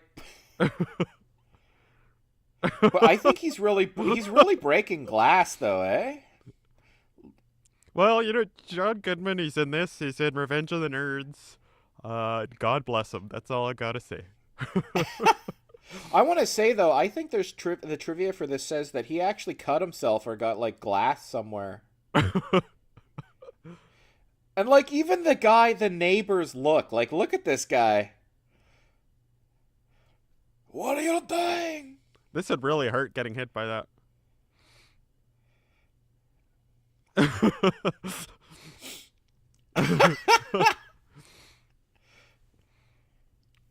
I imagine that this is the sort of thing that had happened when you live next to the daycare. The daycare? Yeah. I live next to a daycare. No, there was like that lady and there was all this drama about garbage and stuff. Yeah. Well, like, people would always come to pick up their kids and they just park in my driveway, or worse, just park across the end of my driveway. I go to work and there's like some mom picking up her kid just parked across my driveway. Oh, I love this scene so much, man. The payoff for this scene was so funny. Like, I don't know, like, if you thought this up as a writer just from nothing, you're a genius. But I guarantee you somebody tried to do this with a chair and didn't think it through. and this happened in real life, and so they put it in the script. But I was gonna say though, have you heard about the television edit of the scene where Walter says this is what happens when you fuck a stranger in the ass? No, what is it? This is what happens when you find a stranger in the Alps. It's what happens, Larry, when you find a stranger in the Alps. It's like the dumbest thing ever. So is it John Goodman's voice saying that? I don't know. I'll have to check on YouTube because they do have them record alternate takes, right? Like that's a common practice in movies. It's like we want to show this on TV. We can cut out the nudity and we can cut out the violence, but the language is something we can't cut out or it'll be too weird. So do alternate takes where you say different lines, or you just do ADR, I guess. But how many Coen Brothers movies have nudity in them too? I think this is like one of the. Her liquidy bouncing breasts, I don't know, it's a very memorable scene. And this guy's face too, how like excited he gets. It's so funny, man. Um, what was I what was I thinking gonna say? about? I was gonna say about the recording. That do you remember the movie Revenge of the Return of the Living Dead? Yeah. They had a jacket that one of the characters wore with a vulgarity on it, and they said you have to have him wear another jacket for a few scenes. That way we can put it in the TV. We can have a TV edit. So they had like a swear word on the jacket, so they just changed the jacket's writing to say TV edit, and that's what they use on TV. And it was like just the direct, like, we hate being censored, so here you go. You want a jacket that's okay for the TV edit? Then we'll just write TV edit on Who it. are these people doing all this censorship? Because it sure as hell isn't the executives. We've seen that with Weinstein. It isn't the viewers. I don't think Well, don't most of the forget viewers want it. Weinstein's cornered the market on independent films, where the whole thing about independent films is you give the producer, director, writers, you give them carte blanche to really, realize their vision. And so Weinstein's not the same kind of a film company executive as you'd have at like Universal or Paramount or anything like that. Like their whole thing is we pump out lowest common denominator type entertainment, and people come to see it at the box office. Everything's got to be nothing higher than PG-13. But why? Who is enforcing this censorship? Like kids? Like how can this tiny minority? Like what's the driving force? Yeah, that gets to say, well, we can't have nudity on TV. It's like, I would like nudity on TV. I think most people would like nudity. Who is the people that's making it so there's no nudity on TV? Who is the people saying there's no swearing? And it seems like it all comes back to like Johnson and Johnson. It's like, oh, well, Johnson and Johnson won't advertise with us on YouTube. They cut our sponsorship because we swear too much. I'm like, are these executives of Johnson and Johnson and Ford these paragons of virtue or something? I wouldn't be surprised if the whole thing boiled down to this feedback loop of assuming somebody down the line in the dissemination of this content is going to be upset, and their bottom line is going to be advertisers are going to pull advertising because they think this is offensive and the audience isn't going to like it and they're not going to come to see it. And so the people who make the movies or the people who make the TV shows decide to self-censor so they'll get the advertising dollars. And then it turns out nobody even cares, right? Like they self-censor because they want the advertising revenue. The advertisers don't want to take any risks where, the audience won't watch the show. But like, who's actually saying like, oh man, I just saw a tit on primetime television, I'm going to write a letter to somebody and get them to take that off the TV. Like, I don't understand it. But, even cable, they're not under the purview of the FCC or the CRTC or anything like those regulatory commissions or agencies. And yet they self-censor. Like, they can show whatever they want. Like, HBO is no different from AMC or even TLC, really. But they censor language. They don't have nudity. Yeah, I don't know. It's just strange that such a tiny minority could have like. But who is it? Well, I think it's like I don't know. It's like a 1% religious minority. I don't know. But And I'm worried they don't even exist, and it's just like a boogeyman to these executives, and it's like we just don't question things anymore. It's become custom, like the prudes have spoken, but are there any prudes anymore? But yeah, like I didn't realize your question was like who's the actual motivator or the driving force? Like who are well, the it people who are could going be to that lay there's no down the one. It could, law? like, I'm sure there's a few people, but it just seems like you ask YouTube, well, why did you censor all the YouTube people from swearing too much? Well, because there was a big boycott by, let's say, Johnson and Johnson and Ford. And then you ask Ford, well, why did you guys decide to boycott these YouTube channels? Um, because we don't want to spread. Um, it's just weird that. Well, they don't want their products seen on videos with uh, controversial content. But the issue is that's one of the cases of nobody really cares. But the Wall Street Journal told a story about how Coca-Cola's videos are being shown in YouTube videos with white supremacist content and things like that. And so Coca-Cola pulled their ads because if the Wall Street Journal were the only ones getting upset about this, Coca-Cola would be like, who fucking cares? I mean, we now we have white supremacists buying our product, but they're worried that it's going to be a blemish to their brand or a tarnishing of their brand, and so they pull their advertisements. But who's actually complaining? And where are these white supremacist videos too? Maybe that's Like it was. yeah, maybe that's why. Like they can't say, well, just don't take it. They can't say get rid of the white supremacist videos because they want to keep them as customers too. So like, well, we have to just censor everything. But I think that they it wasn't even white supremacist. There was like vulgar language in the title and a racial slur or something. But it was just, I don't know. It was very weird. But it was like the Wall Street Journal basically was just pulling the strings, and they managed to get advertising pulled from PewDiePie's videos and stuff like that, which were satirical. They weren't anti-Semitic, but they were kind of like what Borat would do, like Sacha Baron Cohen would do. Like, So is the Wall Street Journal the most powerful entity then? Is this no, newspaper? I think it's like squeaky wheel and damage control without even considering whether you have to do damage control. Like, word to the wise, Coca-Cola, people hate your product because you're being advertised on these videos. Oh no, let's pull our advertisements. But is there even a problem? I don't get it. I don't understand. But I've heard stories though, like in terms of movies, like the head of MGM Studios, for example, in like the 30s, 40s, and 50s, wanted very prim and proper content. No pushing of boundaries, no sex, no violence, nothing like that. And it was actually from the top down.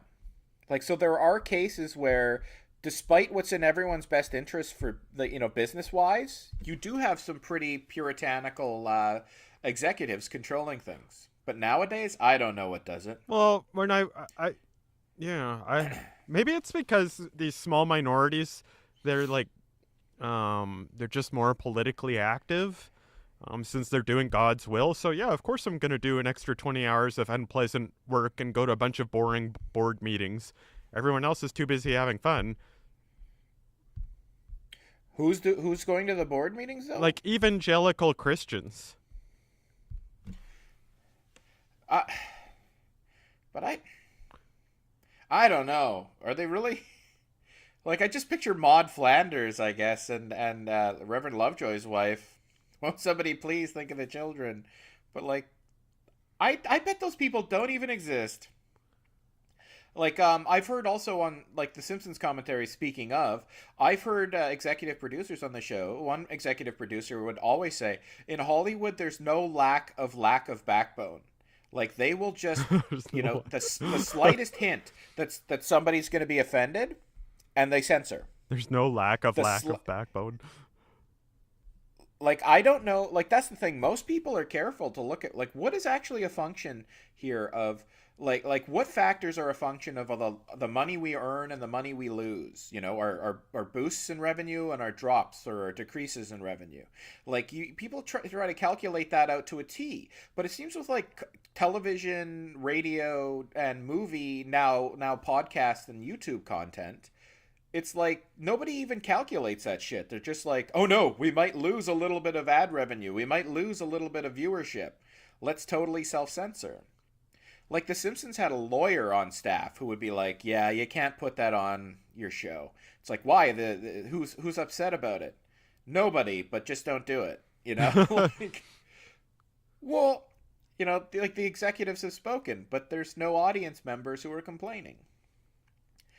Anyways, this is what happens when you find a stranger in the Alps.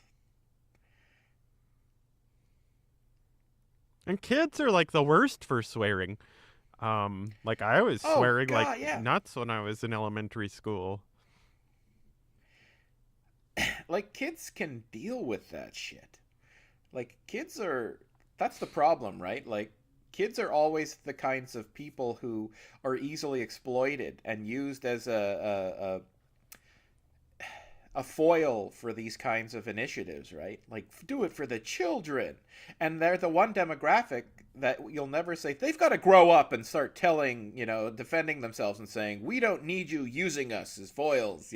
They can't. They're kids. By definition, they'll never be able to mature. And when they do, there'll be new kids to exploit, right? Like if you say, you've got to stop exploiting, the workers of the company to try and push your crazy unionizing initiatives, right? Like, and the workers might speak up and say, yeah, we don't need your unions, goddammit. But like children will never do that and be like, all right, mom and dad, enough. Stop using me to like push your crazy puritanical agendas. Like they're just the perfect foil and they always will be. And people are like, we have to protect the kids. We have to shelter the kids. But yeah, they're resilient. They're able to understand, but you have to communicate with them. God.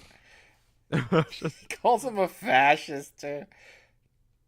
And it's funny, like for the last 30 years, a joke in not even Hollywood, a joke in entertainment was how quick people are to call other people fascists. Like a hippy dippy type like the dude will say fascist. There's like a show in Britain called The Young Ones where this one character was like a university student type, first year university student type, and he'd call everybody a fascist and he'd do it like a knee jerk reaction, and it was obviously the case that nobody's really fascistic.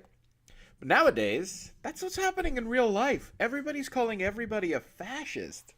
It's like, don't they remember the 80s, 90s, and early 2000s? It's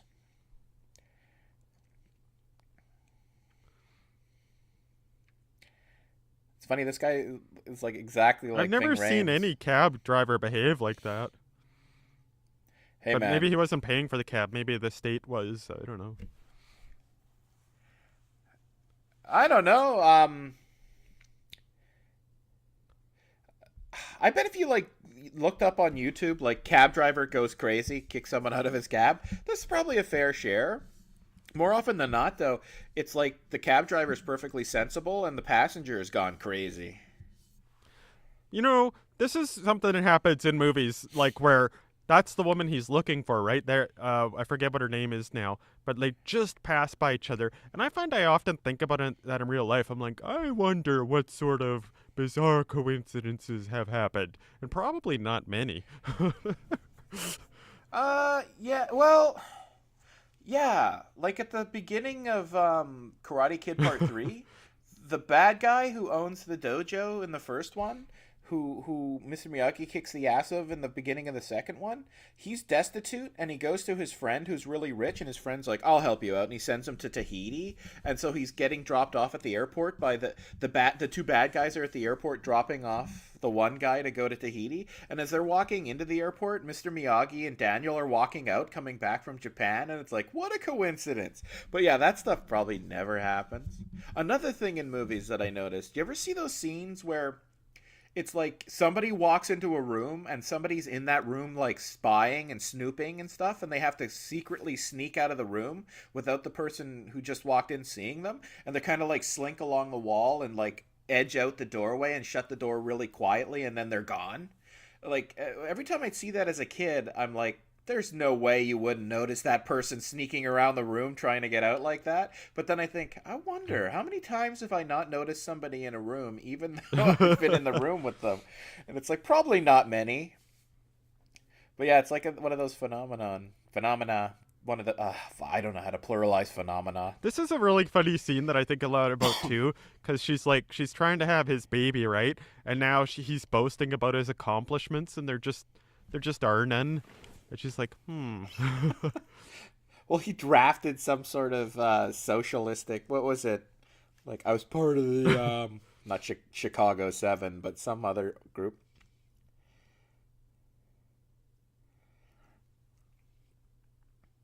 Another thing, I don't understand how people can enjoy marijuana all the time. Like it's not interesting. Booze is where it's at, if you ask me. But See, this is where like she he's says just it's not the always high. father's money; it's the foundation's. Oh,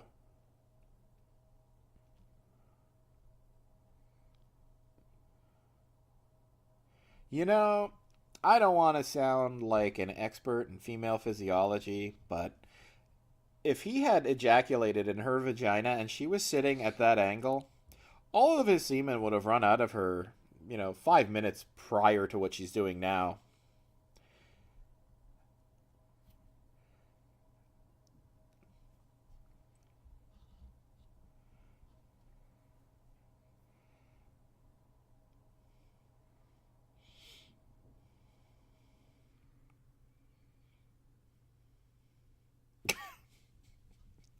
God.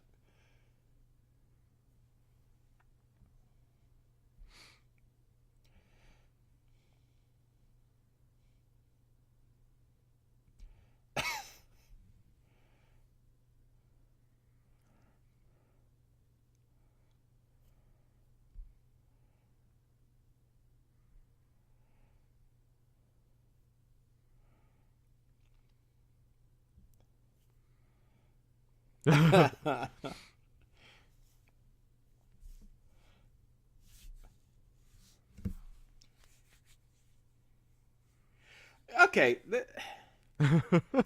look, man, here's the thing. If you run into a character like the dude in real life, he's endearing. You would not be like, "Oh yeah, you're easily somebody I could just go my whole life without having to interact with." You'd be like, "I want to be this guy's friend, man. This guy's fun." Like he's a flake, but at the same time he doesn't take from other people. Like somehow he's self-sufficient, so he's that rare unemployed kind of guy who stumbles through life doing what he wants, but he's not like a nest among a bunch of people who are a support structure taking care of him. So he'd be a good friend because he's always fun loving and there to hang out, and he's not, he's just a cool guy, but he's not going to be like, hey man, could you lend me a couple of bucks? I need to buy some, half and half for my white Russians or anything like that. So there's no way she'd be like having the conversation she's had with him and interacting with him and be like, yeah, I could totally go the rest of my life without having to ever deal with the dude again. Well, I think she's just She'd be saying that like, he's not the kind of guy who's going to be like, "That's my child. I have rights here." oh, but she said she didn't want to have to interact with him socially, Yeah, well, though. maybe like a social thing is like where you're running across each other at parties and stuff. Oh, That's what I assumed. I don't have to be within proximity of you. Well, you don't have But to I'd be. be You can like, if you want, but you don't have to be. if I met the dude in real life, I'd be like, I want you to be the father of my child, dude. And he'd be like, you don't understand biology, Dave.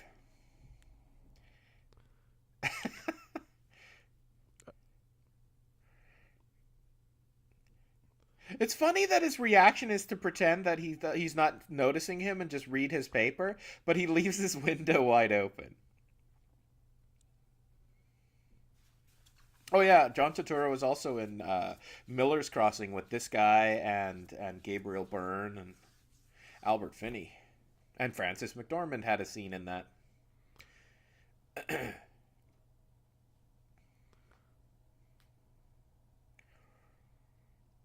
My brother Seamus. Ethics. We need ethics. They're giving me the high hat. She's not my special lady. She's my fucking lady friend.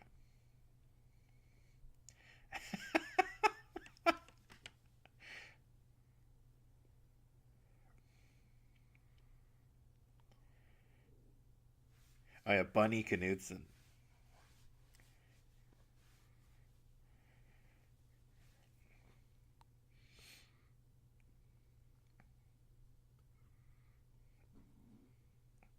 Oh, Look how it's bleak funny. his rural community is compared with. Listen to this line though. How are you gonna keep her down on the farm once she's?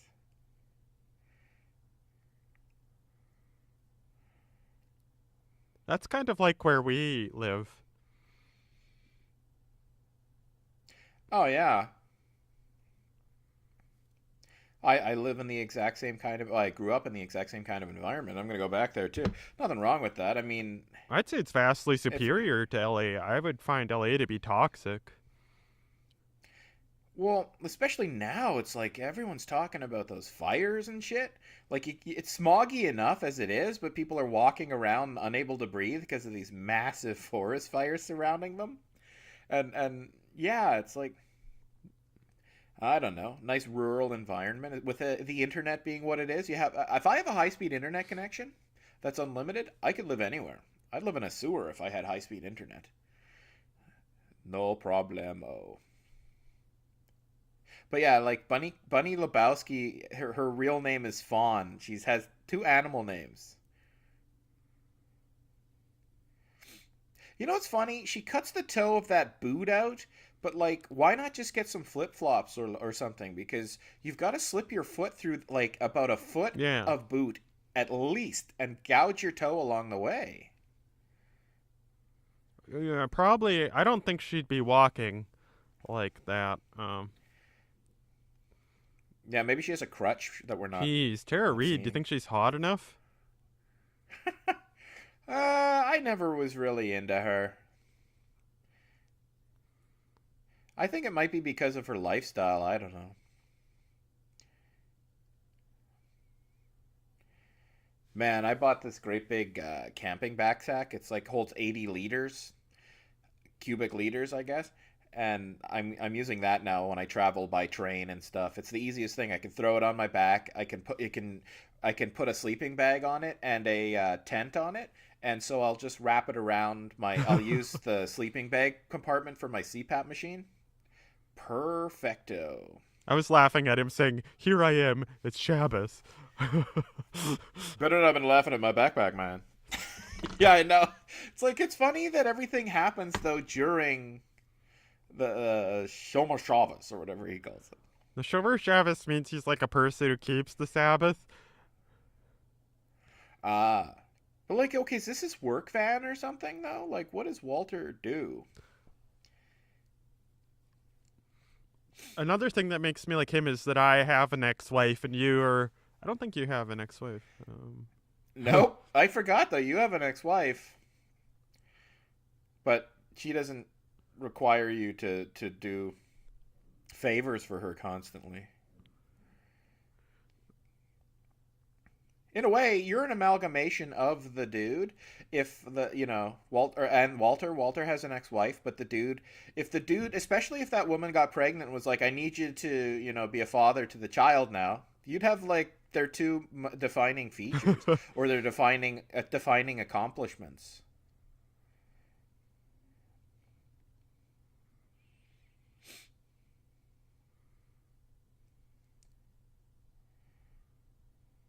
I'm a veteran. Well, fucking veteran.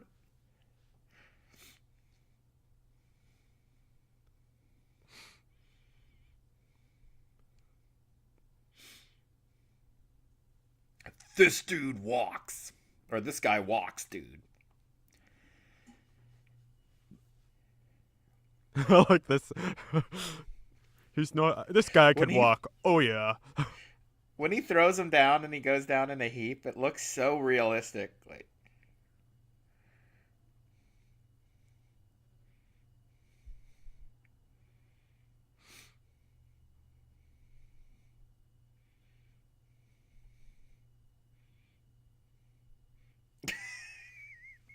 just me.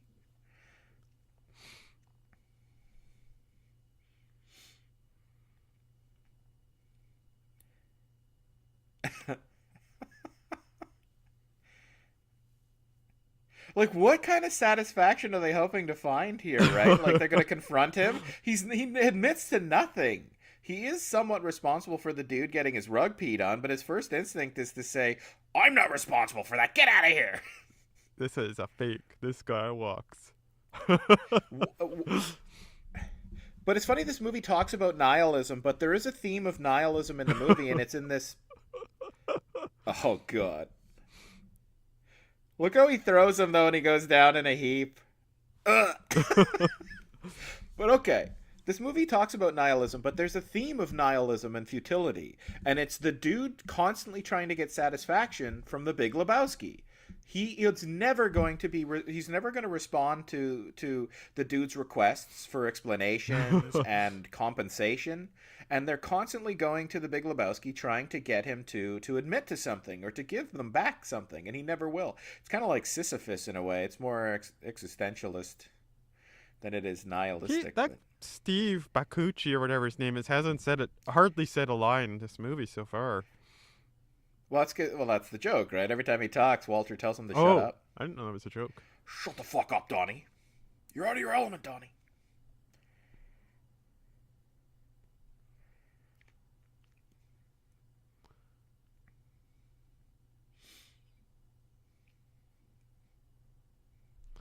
I would love to be in a bowling league, though. Just like an excuse, like every Thursday night to just go out and bowl, hang out and shoot the shit, drink beers. I'm thinking maybe I'll get a men's team together for the curling when I move back to Dauphin.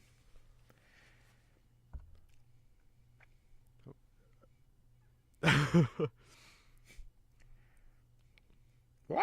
Okay. Literally, I think if you set the stopwatch for his screen time, even when he's off screen giving lines, it would be like probably a minute and 20 seconds.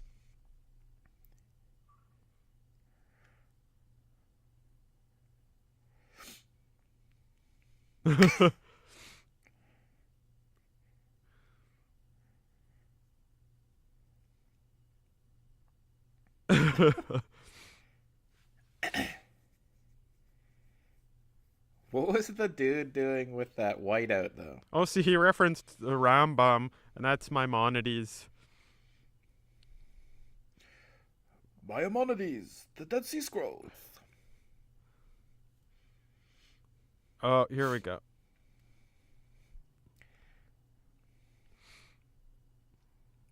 It's funny they're supposed to be nihilists, but look how orderly they are, right? Like their bikes are parked perfectly symmetrically. I don't know if I've ever noticed that his car is on fire before. Oh, really? Nothing to be afraid of.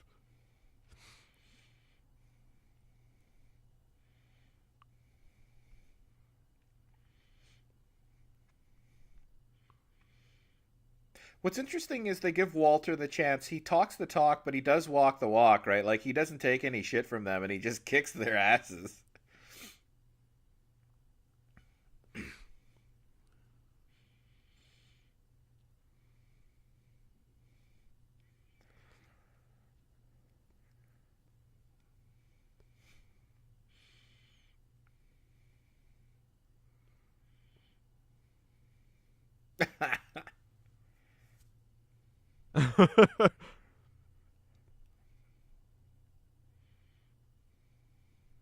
Call the thief and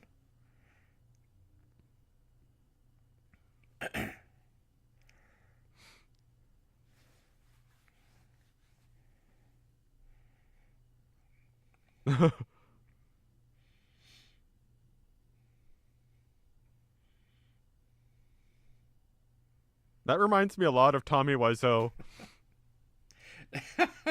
Tommy Wiseau's actually a really well articulate, well spoken person, and he just is modeling himself after these guys as a piece of performance art or something.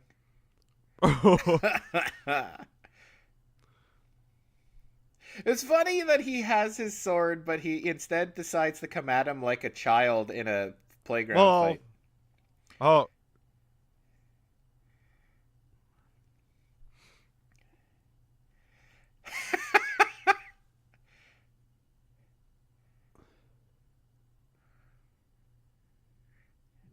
Anti-Semite.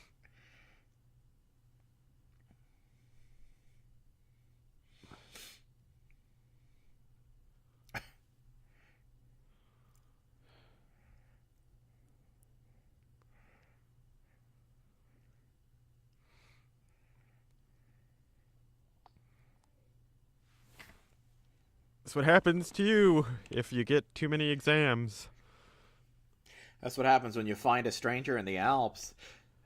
Yeah, no, really, I'm not kidding. Like my anxiety, I've never had so much anxiety and panic in my life, and it manifests itself in like funky heartbeats. It's benign though, right? Like a rapid Funky heartbeat is Heartbeats, not, sequel to Funky Brewster. or, or the movie Heartbeats. But like, really though, that's what I call it. Like, no, Dave, you have congestive heart failure. It's nothing to laugh about. Yeah, I call it funky heartbeats. Whatever. Six of one, half dozen of the other. It's like you need a heart transplant. A And funky heart transplant? uh, I'm I wish they never killed Donnie. I'm gonna go on the record and as saying I that. like that. I like this whole death scene, and I don't know. I have a lot of drama around funerals to the point where people like I'm like the one who'll be like, "This is a ripoff. You're wasting money. This why is this $20,000? Why are they charging $300 for tea? Why are they charging $200 for crappy printouts? I can make it Staples for $10." Um, it's just a total scam. Well, it is, man. It's like weddings and funerals. Why? The only thing that matters is, and even then, is the ceremony, the ritual, is it so important? But you can do that with nothing. Everybody get together in my living room and we'll, give a eulogy. We'll go through the motions of wedding two people and we can do this in our casual clothes and you just come, we'll get it done in 10 minutes and that's it. But instead it's these long drawn out elaborate processes that cost several tens of thousands of dollars, It, sometimes hundreds of Well, it's thousands of like a dollars. funeral. Here's a funeral, Jeff style funeral. You get the cremation done. No more than $2,000. You get the ashes in some $100 container, maybe 200. So you're up to 2,200. You rent a hall or something. You order some Domino's pizza, and I will come and speak for free at your funeral. Or you get a relative. It's like this person was really great. I'm really sorry they're dead. Um, I hope they're in heaven now. Please enjoy the pizza. Wow, I just saved you $18,000. That's all fine, but no Dominoes. I always use We can do a Domino's little because better than it's that. like people, you go to these few, I've gone to quite a few, and it's like these sandwiches, and you're like, who makes these? Um, I know you don't like funeral sandwiches. Actually, they're not bad. well, You apparently don't they're like made by funeral sandwiches? volunteers a lot of the time, so I don't know who the hell's getting all this Oh, money. they're made by people like our grandmas. Uh, And who's getting all the money? I the mean, funeral homes. funeral. Like I remember people saying two of the richest people in Dauphin were the guy who owned the funeral parlor and his son. You know, or the funeral home. And it's just what a racket. Like I don't know. Like I say, just cremate me, put me in a glass urn in front of a TV that's always But on. they'll I'm the charge so kind of much guy who for a cremation, even. Like, they'll try and charge you for an expensive cremation coffin. Um, and they're just take we're advantage gonna of people when they're like, I have to show that I love Dave. If I don't get him the $2,000 um casket for the cremation, then he'll never forgive me for not buying the laptop at Best Buy. I don't like that scenario because that involves me and obviously my sister in a scenario where they're having to deal with my dead body. But yeah, that's why I'd like to think that we when we die, we don't that's not the end. We just shuffle off this mortal coil. It's expecting a lot, I guess, of the universe, but still someday you can like actually take someone to task. They just threw the ashes all over the Lebowski. I know. I take it you're not laughing out loud at my hopes that death is not the end. You know what sucks? Death. I just wish we didn't. It wasn't the end. It's so scary. Oh, you existential fool. Yeah, I know. The fucking ashes in his face is so funny.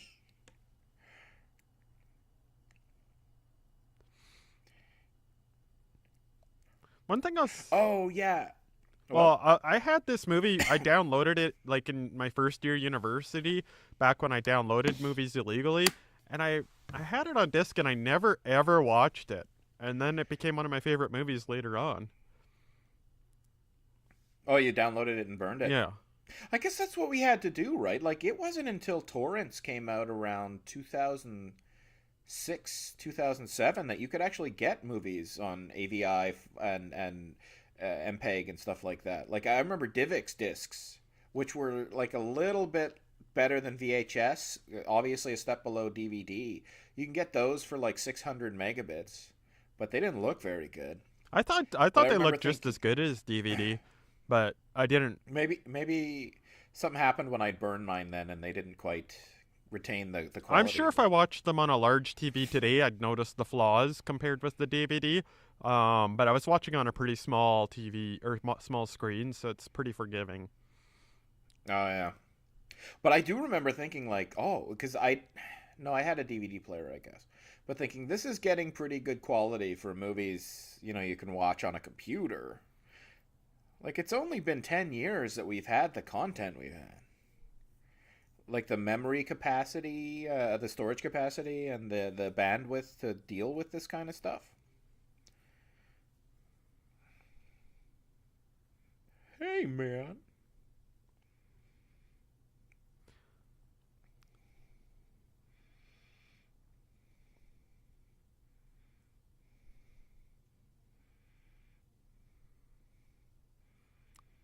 It's funny, he doesn't always drink White Russians, I guess. Sometimes he drinks Miller Genuine Draft.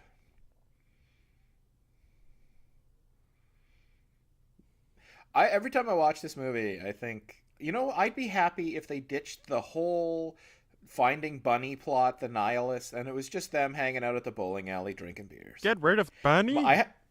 Get rid of the get rid of line. everything. Just the bowling alley. You could keep Jesus because he's in the bowling alley. But you know how many times I've watched movies or TV shows and been like, can't we just have this family hang out in their house?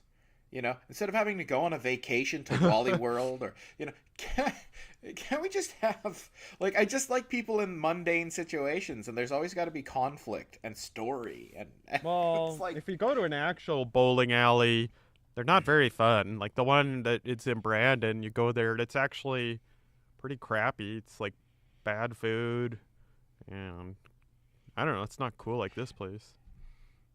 you need to start drinking beer. Then everywhere you go, or alcohol, everywhere you go, it becomes so much more palatable. Oh. But like the food at a bowling alley, yeah, it's bad, but the bowling is fun. The beers are beers. I don't like the cowboy character. I'm just saying. I don't like it. You don't like Sam Elliott? I've got to go I pee. like I'm Sam going to Elliott. leave while the cowboy guy's talking, and I will be back in 2 minutes. Cowboy guy's done talking, man. You're on your own, starting. Uh, Well, this movie only has another 2 minutes. the You dude must really have abides. to pee. The dude abides. You don't keep a gallon jug at the floor so you can just pee into that. All right, now I got to carry the rest of the end of this commentary. I don't know.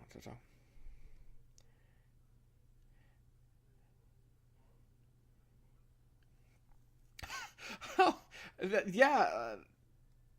Anyways, so now we've gone into the credit sequence of one of the greatest motion pictures of all time. Cult phenomenon, but not even that. W- Way more of a I don't know. It's pop culture phenomenon. Let's get this right. What's the plural? Phenomena is more than one. Phenomenon is one. I can't even read these credits. I can't read cursive. I can't read cursive. I don't know how to pluralize things. Ugh. I don't know what's going on. Choreographers: Bill and Jacques Landron. Camera operator: Ted Morris. Electricians. What? Oh, that word is rigging. Jeez. They gotta check their. They're gonna use cursive, but their R's look like N's.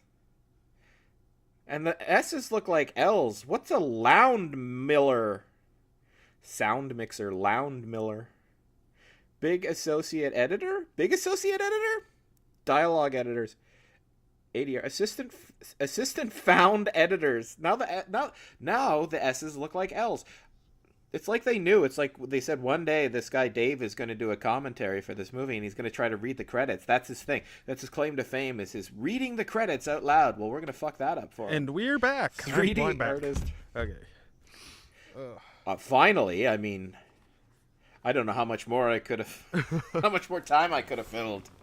I'm the one who clearly talks more than anybody else. When I look at the two tracks, once you put them together, like one time, because I'm usually I'll just say the top track because it's left right, but I mean the top bottom, but I'm the top track and it's always like way more sound, like way more wave. And then I was like looking, I'm like, wow, Jeff did most of the talking in this one, but you just switched the tracks as from usual. So yeah, that was a good movie. Latondlins. Yeah, I was saying it's a good movie. It's funny, like just to pretend that, like Big Lebowski, it's a better movie than you think. Although I've heard actually people say that they just don't get it, they don't like it. It's kind of like Napoleon Dynamite is nowhere near as good as The Big Lebowski, but it's also a really great kooky comedy that is always fun to watch. And I've heard people say about that movie too, I don't understand the appeal. It's just not funny. It's stupid. It's like, no, it isn't. It's wonderful.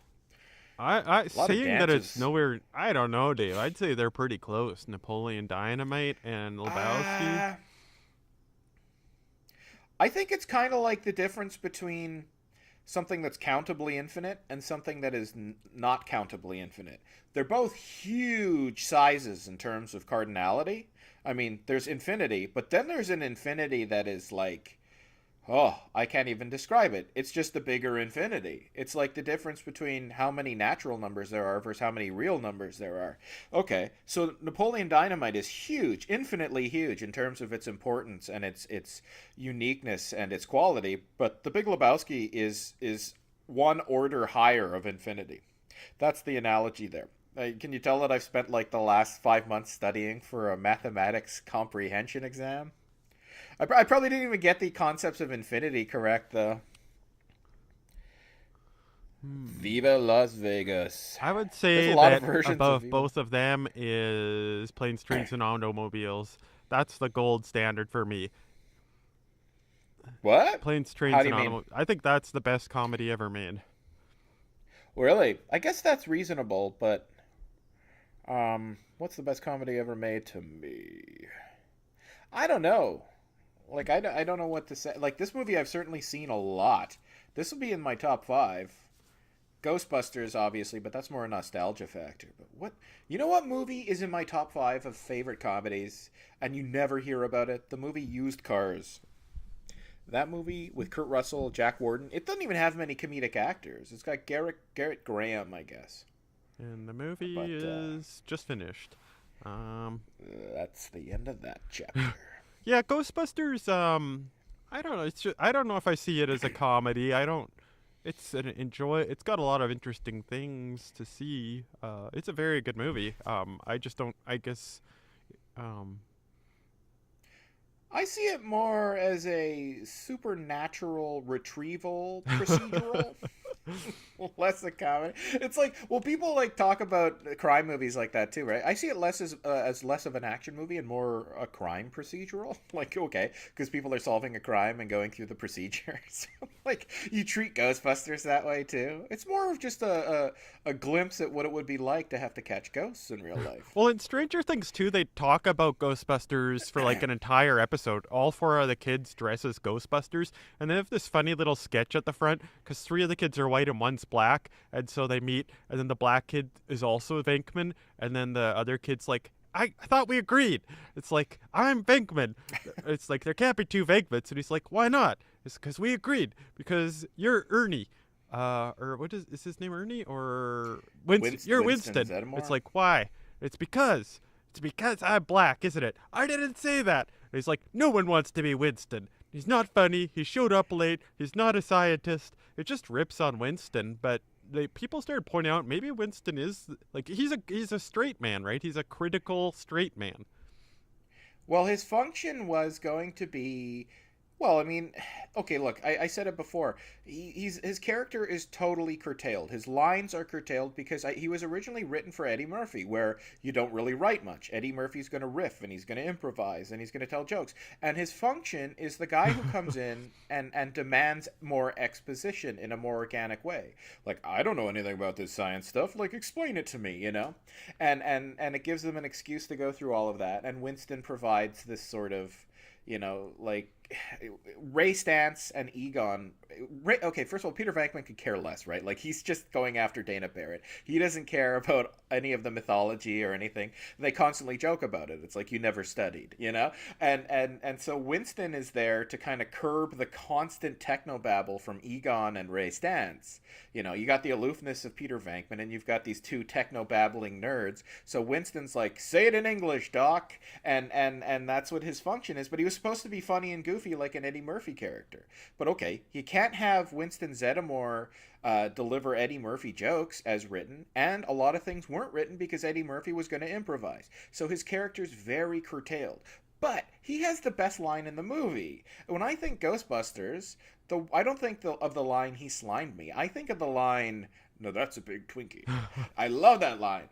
So good. I like Tell the him about the Twinkie. I like the I love Jesus. Well, when I met Ernie Hudson, I think his wife was there, and she's like, "What would you like him to sign? The thing about the Twinkie?" And I was like, "No, tell him do the Jesus line." And then he wrote, "I like Jesus's style." But I noticed in the movie he says, "I love Jesus's style." But I'm worried. I'm having this crisis. I'm like, do I like Ernie Hudson or Winston more now just because I met him at the comic convention? Or because before I was like, man, they should get rid of Ernie Hudson. I wish that was, whatever that other, the guy who was caught with the transvestite hooker. Eddie Yeah. Murphy? Um, I don't know that I. You know what? I want to go to the alternate universe where they ended up making the Ghostbusters with John Candy as Louis Tully, with John Belushi as Peter Venkman, and Eddie Murphy as Winston Zeddemore. But I wouldn't want to have to give up the Ghostbusters we have now. You know, yeah. like. But It's like the Library I of already have. Eves, where like Eves is this manifestation of God, and he has every version of every movie. So it's like there you could like, can I have this alternate? It's like, yeah, okay, here you go. Huh. Oh man, that would be awesome, and also to have the ability to be like, okay, I want you to wipe my memory for tonight. I want to watch the Terminator for the first time again, They wouldn't do that. and That's in hell because they like trap souls and they like put them in a room and make them watch the same thing, and then they threaten to take away the thing that people love, and then they give up their essence in exchange for the thing. So it's like a form of torture. what? Yeah, they like put a person in a Oh, it room with a wouldn't. bouncing ball, and then the person starts to obsess over the ball, and then their whole universe revolves around the ball, and then you just threatening to take away the ball is the greatest torture you could do to them. Yeah, I think I remember that scene from the movie Hellraiser. It's like we give you the razor sharp hook so we can put you in the room with a bouncing ball. But I've never heard Well, that it's like version of hell eternity, before. right? It's not gonna add up over a day, but you know what? If you're in hell for 50,000 years, you're probably gonna get used to the hooks. Um, Oh yeah, I mean, I think I don't know. Like, why would you'd have sensation and everything? Hell. Hell ain't such a bad place to be, to quote the famous musicians AC/DC. AC and well, I DC. like in like Hellraiser 2, she's like, "This is my god," and it's like this rotating Dungeons and Dragons dice, platonic solid. It's like you're like, you worship a dice, you worship What's a you platonic wor you solid, though? worship an undetonated atomic bomb. Wait, what? I don't remember No, that. that was from What's a Planet of the Apes part one of the other ones where they worship an undetonated atomic Oh. bomb. Yeah, and at the end, Charlton. Oh, the spoiler alert. Charlton Heston blows it up, right? Does he? I don't remember that. I didn't watch the movie. I just Well, remember from Futurama they say you worship an undetonated atomic bomb. oh well, I just spoiled the movie. Whatever. It was a shitty Planet of the Apes movie. It was like a crappy cash in. I think it was the direct or the immediate sequel or successor. It was like Charlton Heston's credited, but he's in the movie for like a minute, at one point, and then he comes back for like a 30 seconds at the end where there's like this big fight, and he just runs into the room and like hits a button and blows up the bomb. And then it's like kaboom! Everybody goes and is annihilated in this blast. But it's like, I guess I don't know. It's ironic because this last line in the last movie was "You maniacs! You blew it up!" And then he blows it all up because he kind of goes crazy. I think I don't know. I haven't seen Planet of the Apes movies in a while. But anyways, should we stop Sure. this or do you have more to say? No, that's it. All right.